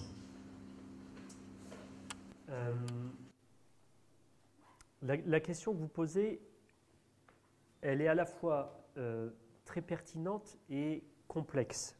Parce que, tout d'abord, on ne peut pas faire un lien direct entre le fait que des imams ne parleraient pas le français et proportionnellement, on pourrait dire, le fait que des jeunes basculent dans une forme d'islam radical et violent. Par exemple, si je prends les cas des populations turques, les imams dans les mosquées turques parlent tous le turc, et dans les mosquées turques, on ne parle pas le français. Puis bon, apparemment, les personnes musulmanes d'origine turque sont beaucoup moins touchées, voire quasiment pas touchées par ce phénomène. Et les imams turcs ont une formation extrêmement solide. D'accord ? Donc ça, c'est déjà, ça doit nous amener à réfléchir sur plus sur la formation des personnes et le type de discours qui est véhiculé. Parce que, alors moi je suis un peu plus direct par rapport à cette question-là, dans le sens où j'ai écrit un article. Ce que je vous ai dit là, une bonne partie de ce que je vous ai dit, vous pourrez le retrouver sur Internet, sur le site de Zaman France, un journal en ligne, un journal franco-turc qui est en ligne. Ils avaient publié un article que j'avais écrit en novembre, du moins je l'avais écrit l'année dernière, dans le cadre du CPDSI, et ça a été publié en novembre. Je l'ai intitulé « Pourquoi les jeunes basculent dans le radicalisme sectaire ».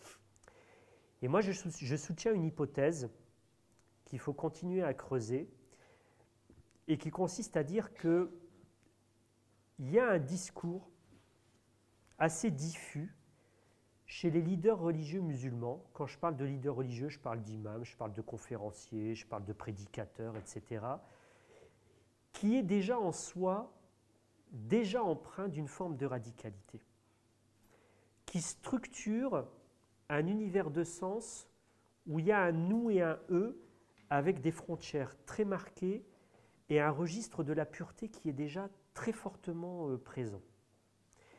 Et ce discours-là, il facilite des ponts, des passages, parce qu'il permet à des groupes qui sont dans une rupture violente d'exploiter très facilement des textes qui sont déjà utilisés par les autres, qui proposent déjà une manière de se penser presque dans un entre-soi par rapport à la société. Je ne dis pas que c'est 100% des leaders, etc., mais il y a quand même un discours religieux qui est communément admis chez ces leaders musulmans qu'on doit interroger. C'est une hypothèse. Moi, je la creuse. Je considère qu'elle est pertinente. C'est pour ça que je suis aujourd'hui en confrontation frontale avec des gens comme Gesser, Liogier, etc., qui, eux, sont complètement du côté opposé, qui disent « Non, non, non, Homero, il n'y a rien à voir avec… » Moi, je dis « Je ne vois pas la même chose que vous sur le terrain. » Donc peut-être qu'on ne voit pas les mêmes lieux, peut-être qu'on ne voit pas les mêmes choses, mais pour moi, la question, elle est beaucoup plus globale. C'est-à-dire qu'il faut interroger les catégories qui sont véhiculées. Vous parlez du terme de djihad, mais en fait, c'est plein d'autres thématiques. C'est les rapports de genre, le rapport avec le non-musulman, la façon de parler d'un ancrage de l'islam dans la société française. C'est tout un ensemble de choses qu'il faut revoir. C'est tout l'univers qui est proposé qu'il faut revoir. Donc, ce qui fait qu'on a beaucoup de prédicateurs francophones qui disent à la fois aux musulmans « il faut être un bon citoyen », mais dans le même temps, ils disent « attention ». Si tu es avec un non-musulman, tu dois exiger ça. Si tu es avec un musulman, tu dois exiger ça. Attention, la pureté corporelle. Attention, le halal. On a même quasiment des machines à laver halal maintenant. C'est-à-dire, on ne va pas s'en sortir. Donc, c'est ça qu'on doit interroger. Je le dis sous forme de boutade, bien sûr, mais dans les pays d'Asie du Sud-Est, vous avez de la poudre à laver halal, quoi. En fait, le halal est complètement galvaudé. Donc, on en vient à proposer un univers de sens qui fragilise. Moi, j'ai parlé, dans des textes déjà depuis près de 10 ans maintenant, j'ai parlé des parcours de fragilisation. C'est ce que j'avais vu dans ma thèse de doctorat. Je me dis, c'est un truc qui m'avait interpellé. C'est le cas d'un musulman, lambda, il pratique son islam de manière plus ou moins forte. D'accord ? On parle d'assiduité religieuse, nous, en sociologie. Et un jour, dans un contexte, donc on retrouve toujours cette notion de contexte, il va être en lien avec un individu, un conférencier, on va lui passer, à l'époque c'était les cassettes, après les DVD, maintenant on va directement sur Internet, YouTube, etc. Et il entend un leader religieux qui va lui proposer un discours, donc un leader religieux qui parle, vous savez, du registre « Mon frère, ma sœur, je te mets en garde, attention », et puis on va lui dire « Tu sais, tu fais ta prière, mais depuis le temps que tu fais ta prière, elle n'est pas valable. » On commence, et puis on va amener ce musulman à se poser tout un ensemble de questions qui vont le fragiliser dans son rapport au divin au lieu de le renforcer. Moi, ça m'a beaucoup interpellé, c'est pour ça qu'il y a certains de mes corrigionnaires qui disent « Homéro, tu exagères », etc.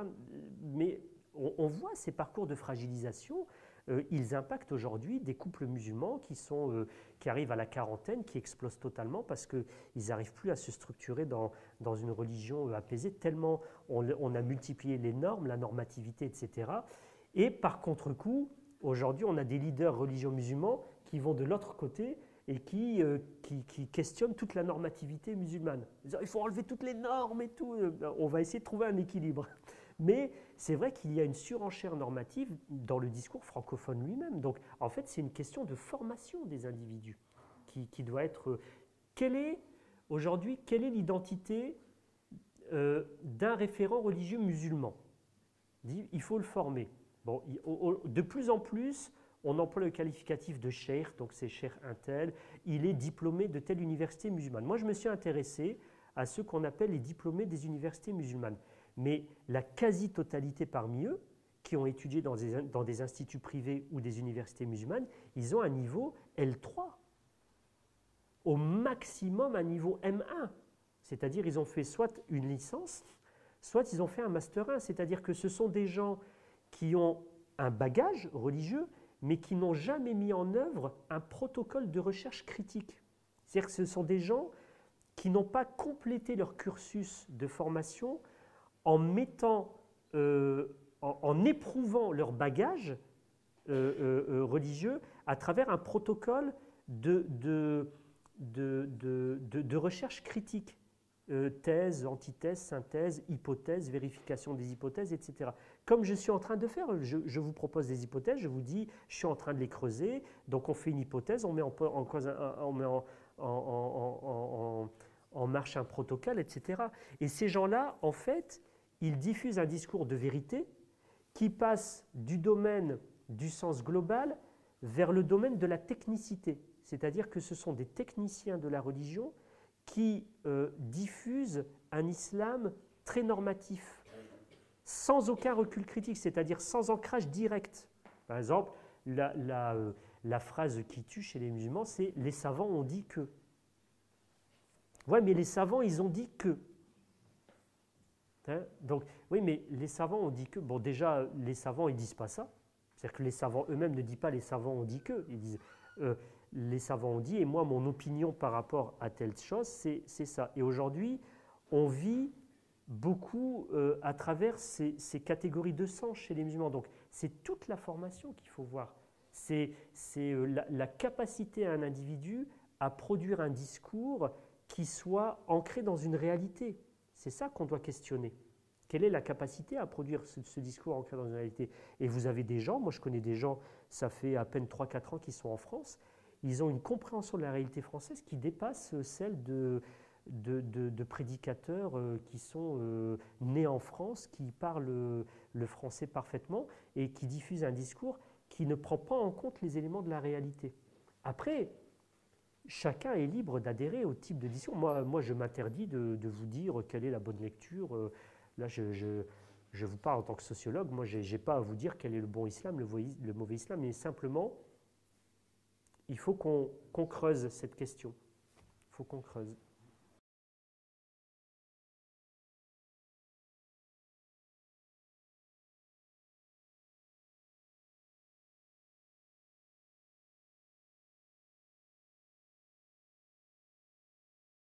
Je vais vous donner mon sentiment. Alors, déjà, on pourrait utiliser une catégorie qui a été pas mal travaillée par les sociologues, c'est celle de postmodernité. Vous savez, il y a eu la modernité, cette utopie où on pensait que demain sera meilleur qu'aujourd'hui, et puis la science allait répondre à toutes nos interrogations, etc. Puis est venue la postmodernité avec son lot d'incertitudes. Moi, je vous recommande un ouvrage qui est celui de Robert Castel. Robert Castel, c'est un sociologue qui est décédé il y a pas très longtemps, là, je crois en 2013. Et il a écrit il y a quelques années son fameux ouvrage « La montée des incertitudes ». C'est un petit pavé il y a un bon 400 pages, et c'est un régal.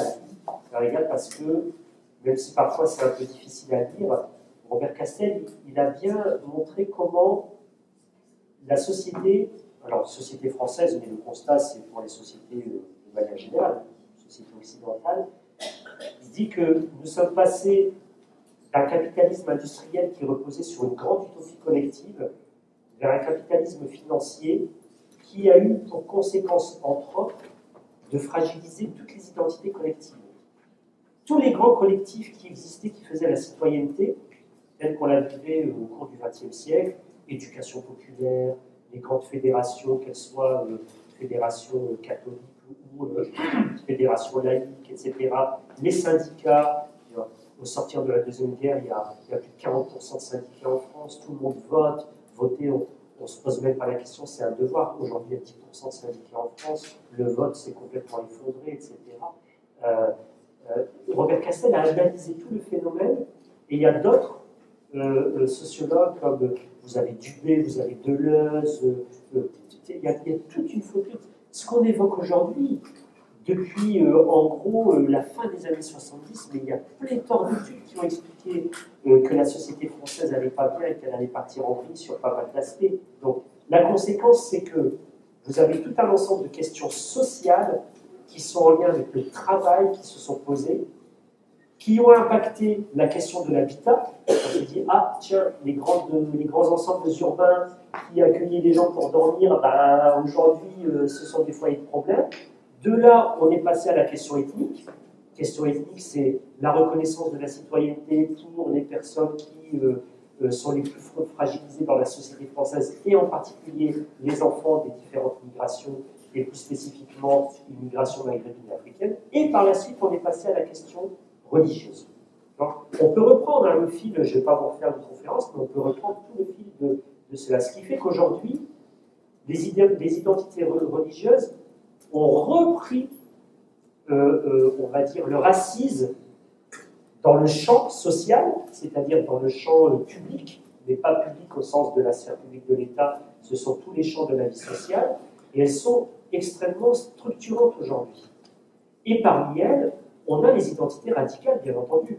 Moi, j'interviens pas mal aujourd'hui dans les sphères catholiques, je participe à des colloques, on me demande de faire des conférences, donc j'interviens auprès d'un public catholique. J'interviens aussi dans des associations communautaires juives, et toutes les religions sont impactées, bien entendu. Je veux dire, les juifs font aujourd'hui affrontent une résurgence d'identité radicale au sein du judaïsme.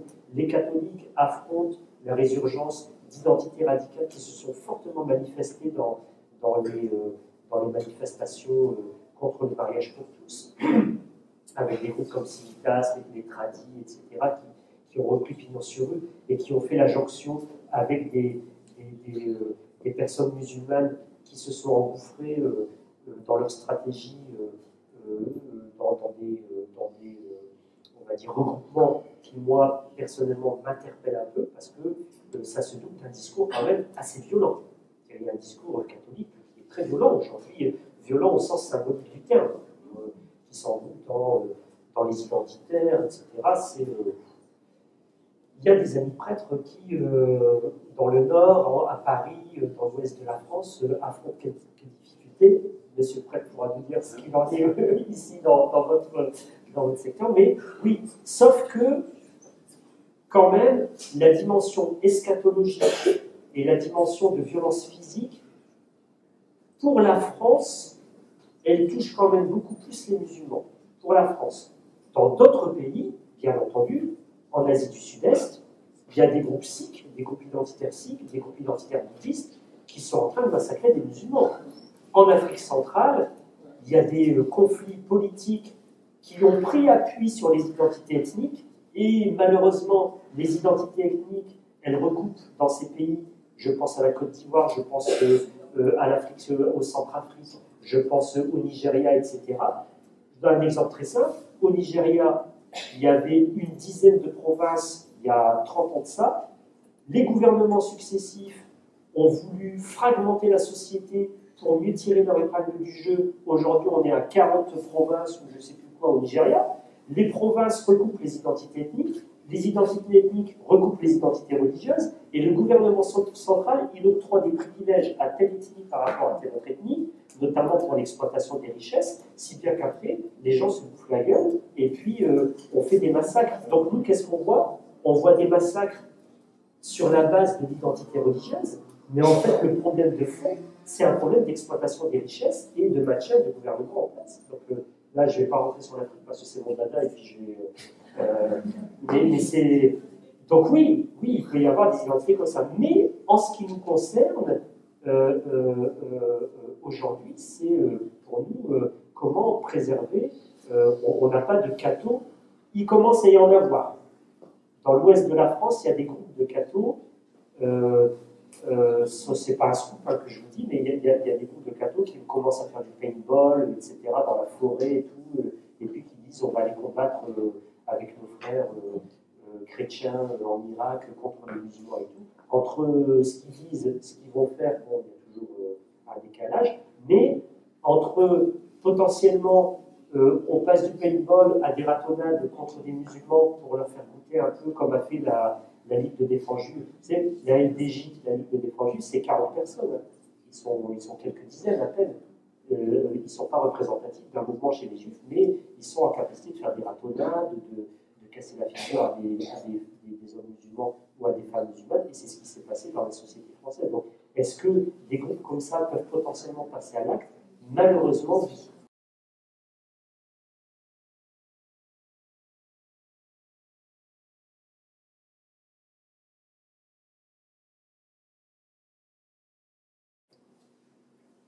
Donc,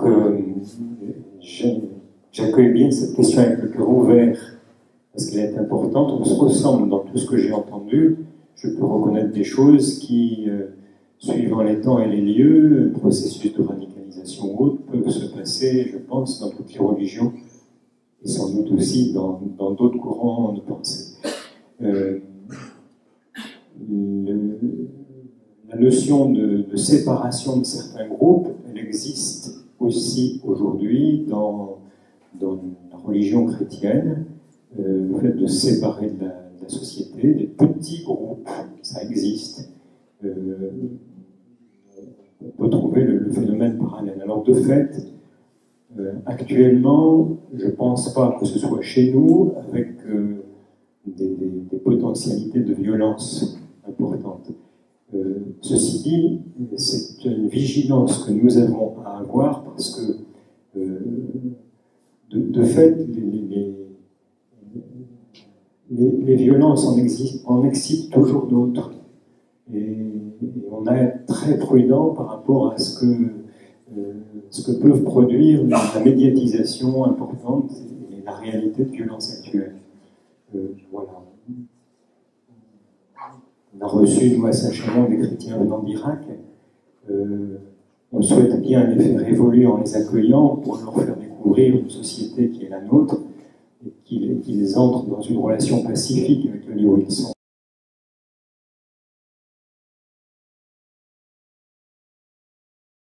Moi, c'est juste un petit témoignage par rapport à ce que vous avez dit. Donc, je travaille dans le social.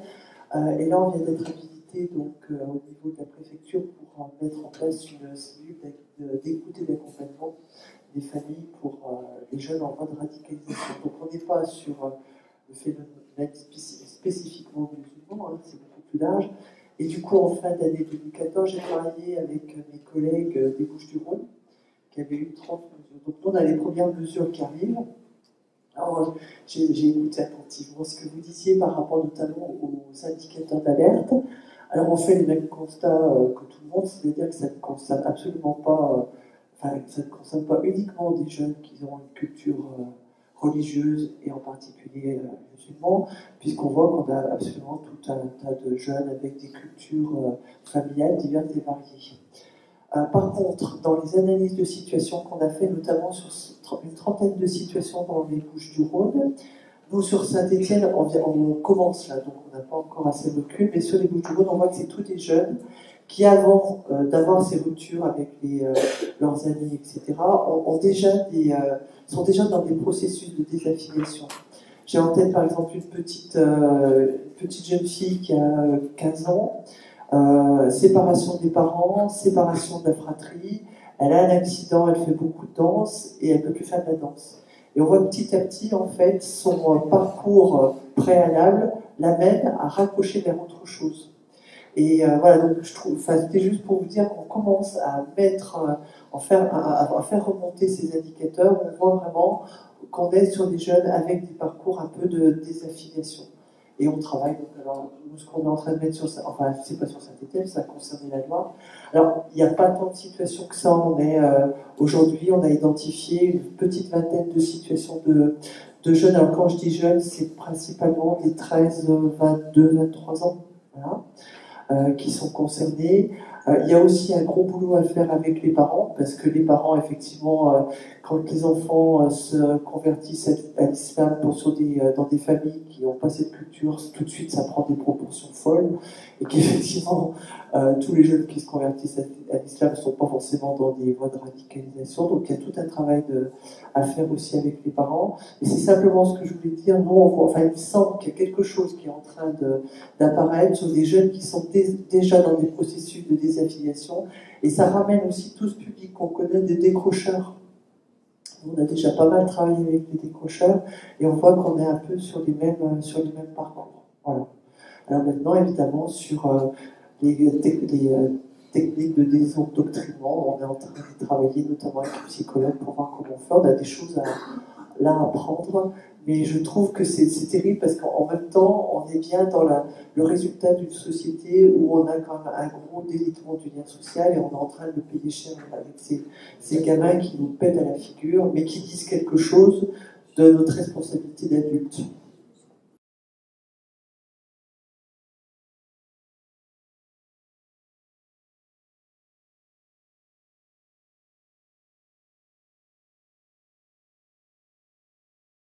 Déjà, la liberté religieuse est garantie en France.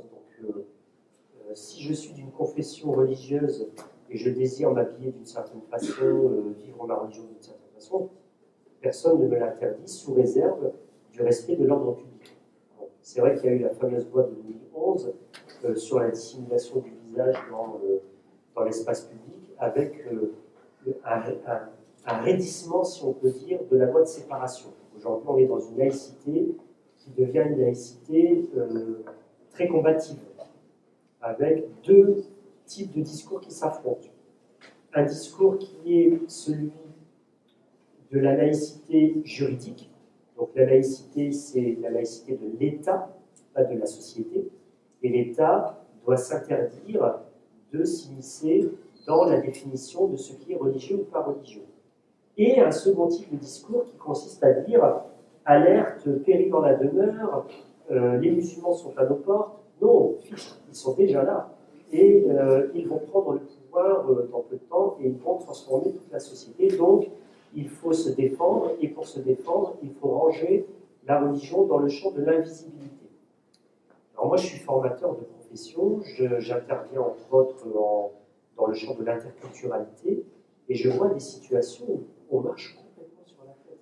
Complètement sur la tête. C'est-à-dire qu'aujourd'hui, il y a une tendance à discréditer les gens à partir de ce qu'ils sont et pas à partir de ce qu'ils font. C'est-à-dire que le simple fait de dire « je suis croyant », que ce soit musulman et pas que musulman, hein, j'ai des anecdotes sur des personnes de tradition catholique, par exemple, ou autres, qui sont empêchées de participer à des aspects de la vie sociale locale, où on se dit « mais on marche complètement sur la tête ». Donc, sur ça, pour moi, l'un des éléments de transformation, c'est l'échelle locale. Et peut-être une petite critique que je me permettrais de faire à mes co-religionnaires musulmans, ce serait celle-ci. Je côtoie beaucoup de musulmans qui sont restés dans des discussions géopolitiques ou des discussions de politique à l'échelle nationale ou internationale. En se disant au final, de toute façon c'est foutu, on ne peut rien faire, tout le monde est contre nous, etc. Et je leur dis, bon, on a discuté pendant 2 heures, qu'est-ce qu'on en tire concrètement? Quelles sont les formes de mobilisation qu'on peut avoir à l'échelle locale? C'est-à-dire qu'on ne peut pas dire que tous les musulmans dans toutes les villes de France subissent tous la même forme de discrimination, voire de la discrimination, et sont empêchés d'agir. La preuve, ABA, on est un exemple, et des associations comme ABA, j'en connais quand même une bonne flopée en France. Donc, il faut qu'on reprenne peut-être une réflexion à l'échelle locale, et se mobiliser à l'échelle locale. Et il faut qu'on puisse trouver le moyen, déjà, chez les responsables associatifs. Déjà, il y a un premier travail à faire chez les responsables associatifs, toute association confondue. De pouvoir aller à la rencontre de l'autre. C'est-à-dire d'autres acteurs associatifs dans d'autres champs, là où on pourrait s'investir. Un exemple concret, c'est celui de la MEA aujourd'hui qui organise une conférence. Il n'y a pas que des musulmans dans la salle, c'est une thématique qui nous intéresse tous. Moi, je suis un sociologue, mais par ailleurs, je suis musulman. Donc, s'il y a des gens qui se disent d'emblée, oui, d'accord, il est sociologue, mais il est musulman. À la limite, c'est leur problème, c'est pas mon problème. Moi, je ne suis pas venu en vous citant, je n'ai pas pris une pancarte, vive le Coran, vive l'islam, etc. Ou bien je ne suis pas venu avec une kalachnikov en disant, les musulmans, ils sont où? Et puis, voilà, j'ai défendu un ensemble d'idées. Je propose un modèle explicatif avec un ensemble d'hypothèses, et je travaille en partie dans ma communauté confessionnelle, mais pas uniquement. Là où je suis dérangé, c'est quand, dans ma communauté confessionnelle, je vais me faire rentrer dedans par des musulmans qui vont dire « Ouais, mais tu te rends compte, tu dénigres ta propre religion. » Je ne dénigre pas ma religion. Je suis en train d'essayer de porter une réflexion critique sur des éléments qui posent problème. Et il faut qu'on puisse le faire. Sinon, après, moi je collabore avec l'association Les Imams de France. Il y a à peu près 180 imams dans cette association. Le président, c'est Ahmed Mokhtar, qui est imam et recteur de la mosquée de Boulogne-Basque. Je collabore avec le CPDSI, le Centre de prévention des dérives sectaires liées à l'islam. J'interviens dans le cadre de l'ISM, l'Institut, le labo de l'École pratique des hautes études à Paris. Je suis invité, là, je commence à travailler sur des réflexions coordonnées leaders juifs et leaders musulmans. Moi, je suis dans toutes les sphères. Je travaille. Je refuse par principe de travailler dans toute sphère qui me demande, pour travailler avec eux, de ne pas travailler avec quelqu'un d'autre. Si on me demande, si on me pose comme condition pour travailler avec une entité, de ne pas travailler avec d'autres entités, on m'a dit je vous remercie, mais je ne pourrai pas collaborer avec vous. Ou alors, de travailler avec des personnes qui se pensent dans la vérité avec un grand V, la vérité unique, et qui refusent le fait de porter un regard critique sur leur vérité. Là, je dis, je ne peux pas bosser avec vous. Vous allez me dire, oui, mais dans ce cas-là, comment tu fais pour gérer ta croyance? Pour moi, il n'y a pas d'antagonisme entre le fait d'être croyant et le fait de porter un regard critique sur des univers de sens. Donc, il y a les textes religieux et il y a le sens qu'on produit. Donc, vous, ce que vous pouvez faire, déjà, c'est d'investir les lieux de débat public en tant que citoyen. Et là où il va y avoir des points d'achoppement et des gens qui vont vous dire oui mais monsieur, non, vous êtes musulman, bien, madame, vous portez un voile, ah non, vous n'êtes pas représentatif de la liberté telle qu'on la défend. Eh bien, discutons-en. Ah non, moi je refuse de discuter avec vous. D'accord, il n'y a pas de souci. Dans ce cas-là, si par exemple vous êtes une femme musulmane, portez un voile, vous désirez vous investir dans un aspect de la vie locale et on vous rejette pour ce que vous êtes, vous, en tant que citoyenne, il ne faut pas en rester là, parce que vous allez repartir dans un giron de l'intra-communautaire. Non, non, je vais en parler déjà avec mon milieu référent, s'il y a un milieu référent sur ma zone d'habitation.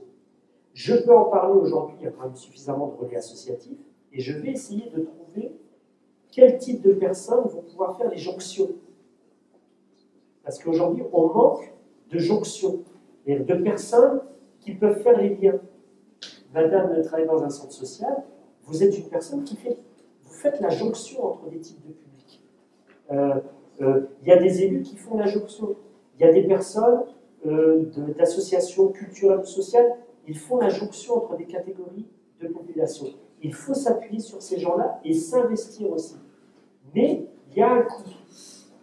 Le coût ou le prix à payer quand on veut s'investir dans les espaces de la vie sociale, c'est de réfléchir à l'impact de l'image que l'on projette sur l'autre.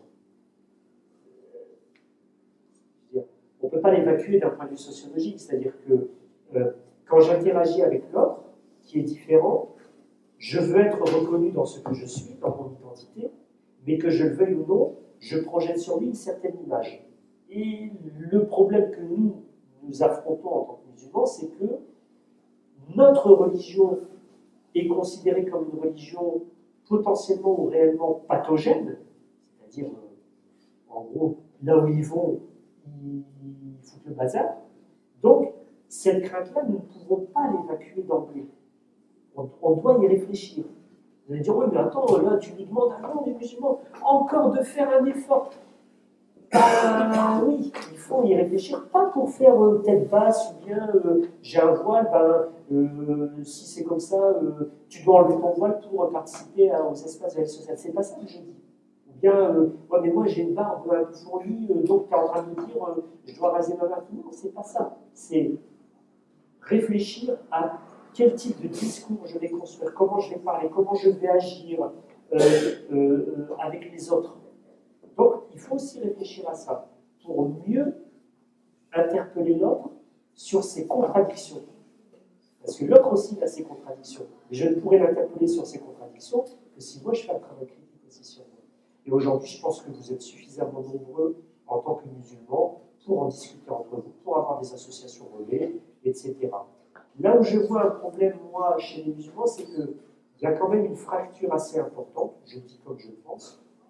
Je constate une fracture assez importante entre les musulmans de manière générale, qui sont investis dans les tissus de la vie sociale, etc., et les lieux de culte musulmans. Les lieux de culte musulmans, pour beaucoup parmi eux, et je rejoins en partie ce que vous disiez, les référents religieux ont une difficulté à parler à l'environnement local.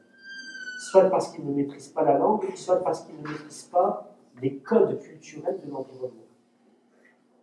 Ça, et là, il y a un travail à faire au niveau des peut-être. C'est une piste, hein, c'est des réflexions.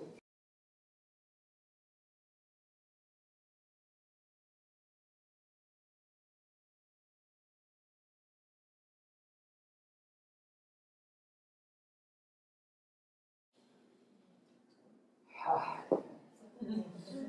Non, mais c'est vrai, c'est ce que vous soulevez, c'est très intéressant parce qu'en fait, il y a pas mal de médias qui ont pris conscience depuis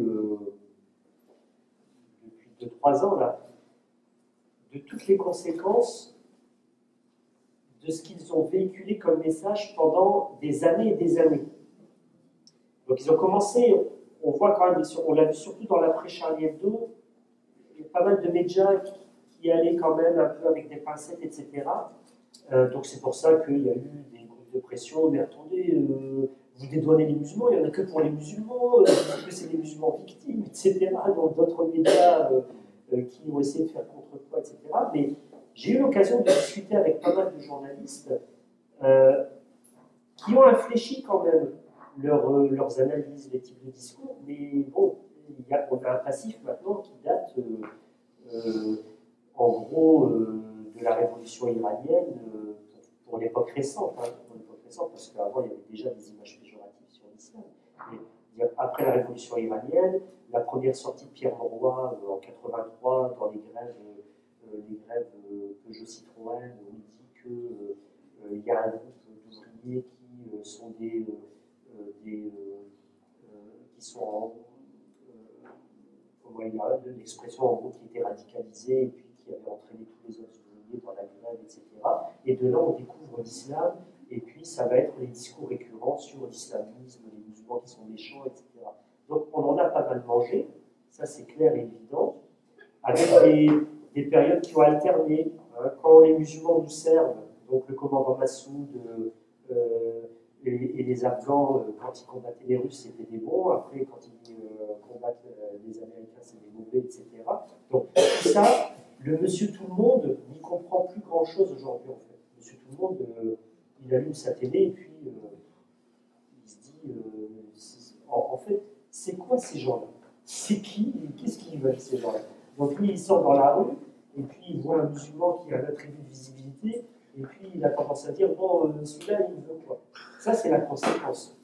Donc les médias ont une grosse part de responsabilité là-dessus parce qu'ils véhiculent une certaine idéologie. Je vous donne juste une anecdote. Marianne a publié un article sur le lycée Averroès de Lille, il n'y a pas très longtemps, suite à la polémique créée par un professeur qui avait fait une super... Moi, j'avais trouvé sa première tribune sur Charlie, aujourd'hui le prophète est aussi Charlie, moi je l'avais trouvé très intéressant, et il a fait sa deuxième tribune en accusant le lycée Averroès d'être un foyer d'antisémitisme. Il se trouve que le lycée Averroès, moi je suis originaire de Valenciennes, j'ai vécu à Lille, je connais toute l'histoire du lycée Averroès depuis 1993. Je connais tous les protagonistes, j'avais même fait en 2003 un dossier sur le lycée Averroès pour un organisme européen de lutte contre le racisme. Donc j'ai soutenu le lycée Averroès. J'ai fait un entretien d'1 heure avec le journaliste de Marianne. 1 heure. J'ai passé 1 heure au téléphone avec lui. Il a essayé, en long, en large, en travers, de me faire dire des choses que je ne voulais pas dire. Donc il me posait des questions, oui, mais alors, des trucs du type, oui, mais il n'y a aucun bouquin d'Averroès au lycée Averroès. La problématique, elle n'est pas là. Est-ce qu'il y a des discours sévères? Écoutez, s'il y a un lycée musulman en France, excusez-moi d'être cru, s'il y a un lycée musulman en France qui a baissé son froc pour dire, c'est-à-dire qui s'est mis nu devant l'administration c'est le lycée Averroès. D'ailleurs, il est critiqué par certains musulmans pour ça. Alors, je dis, non, mais attendez, le lycée Averroès, vous êtes plus lycée musulman, vous avez tout fait. Non seulement il suit le programme de l'éducation nationale, mais il en rajoute encore une couche. Le cours de religion est incorruptionnel. C'est vraiment... là, le lycée Averroès cherche à inviter Éric Zemmour. Okay. Il m'a demandé, le directeur du lycée Averroès m'a dit, tu n'as pas le contact d'Éric Zemmour pour qu'on l'invite. Le lycée Averroès a une tradition de débat. Il va venir alors? C'est en cours de... Mais pour vous dire l'ouverture. Et le journaliste, il a... Galal Bencher était au lycée Averroès au mois de janvier. Il a fait une conférence au lycée Averroès.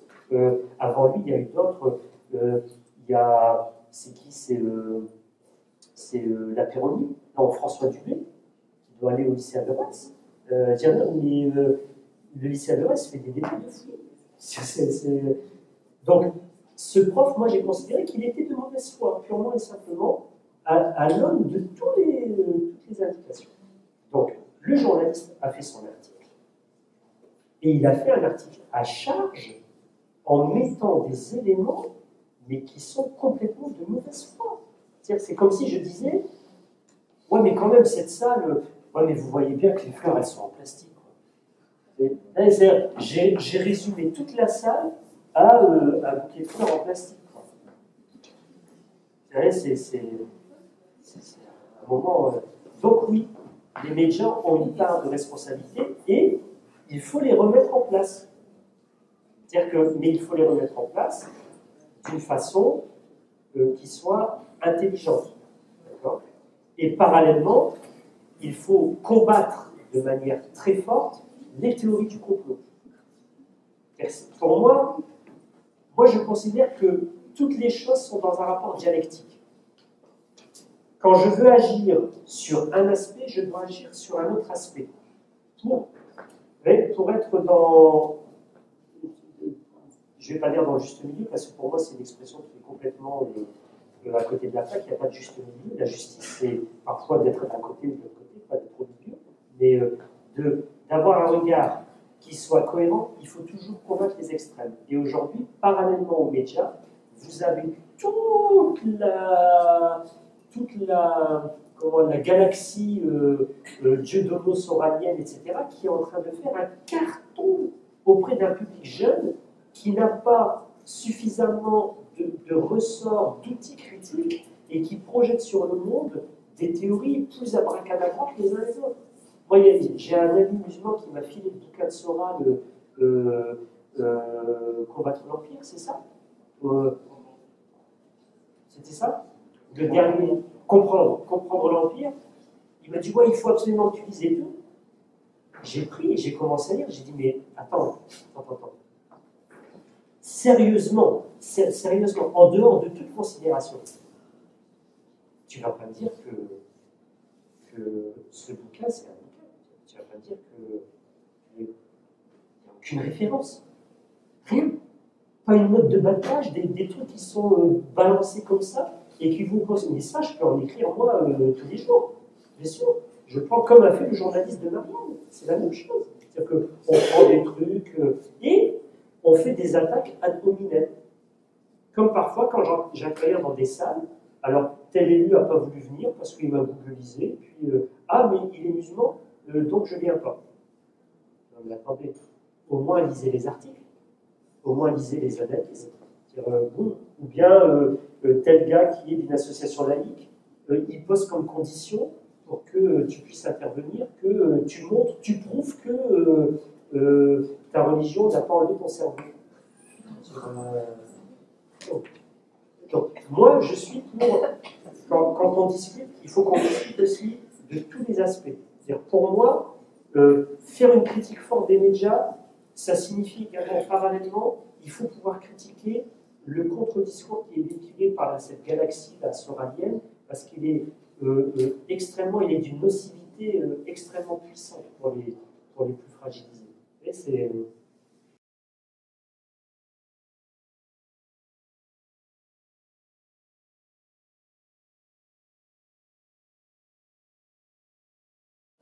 Vous faites très bien, c'est un aspect que j'ai pas évoqué, je m'en excuse. J'essaie de ne pas prendre mes notes pour intervenir et c'est un aspect qui est lui aussi important. Et d'ailleurs, on l'a très bien vu dans les discussions en marge de la vidéo, vous savez, du policier qui se fait abattre. Et puis les jeunes qui disaient, ouais, mais t'as vu, c'est du n'importe quoi, il a tiré à côté parce que normalement sa tête aurait pu exploser, etc. Or, vous savez très bien que quand vous tirez à bout portant sur quelqu'un, la balle elle traverse. Mais eux, ils ont tellement l'habitude, je tire à bout portant sur Call of et tout, et puis c'est les têtes qui explosent. Donc oui, effectivement, il y a deux aspects. A priori, aujourd'hui, l'État dit islamique possède une infrastructure média et des personnes extrêmement qualifiées. Ça, c'est clair. Il y a des personnes, alors, aussi bien au plan militaire qu'au plan vidéo, ils ont du matériel, ils ont des moyens qui sont considérables et ils ont une longueur d'avance dans la guerre cybernétique. Pour faire clair, pour faire simple et clair. Ils ont une longueur d'avance parce qu'ils ont abreuvé et inonder le web de vidéos. Donc ça, c'est un aspect. Deuxièmement, dans les vidéos 19HH, c'est très flagrant, il y a des images de jeux vidéo et il y a une supposition qui est fortement étayé qu'il y a deux outils qui sont utilisés. Le premier, c'est celui justement du virtuel, c'est-à-dire on va plonger les gens dans un univers qu'ils côtoient au quotidien, notamment des ados, Call of, etc. Il y a même des vidéos qui ont repris des trucs d'Assassin's Creed, tout ça. Et puis, la puissance de l'autosuggestion. On est quasiment dans le registre de l'hypnotisme. Il y a des outils qui sont utilisés, qui se rapprochent des techniques d'hypnose. Où on met la personne, vous savez, l'hypnose, elle repose sur la suggestion, en fait. On met la personne dans un environnement, et puis après, c'est elle-même qui va construire le reste du film. Donc, ça, c'est un vecteur puissant. Maintenant, pour être fidèle à ma grille d'analyse, c'est là où s'engouffrent des chercheurs que j'ai critiqués tout à l'heure en disant il n'y a pas de religieux, ils passent dans un registre et c'est seulement après qu'ils passent à la religion. D'ailleurs, on a trouvé dans le sac de certains l'islam pour les nuls, etc. Je dis non, parce que en fait, ces techniques, elles sont bien au service de quelque chose. Parce que pour que le jeune parte, il faut bien qu'il soit convaincu d'un univers de sens. Et ce n'est pas uniquement Call of, c'est pas uniquement l'envie de tuer quelqu'un réellement qui va être le passage, qui va être déterminant pour que la personne s'en aille. C'est j'ai la possibilité de passer à l'acte pour remplir une mission. C'est la dimension.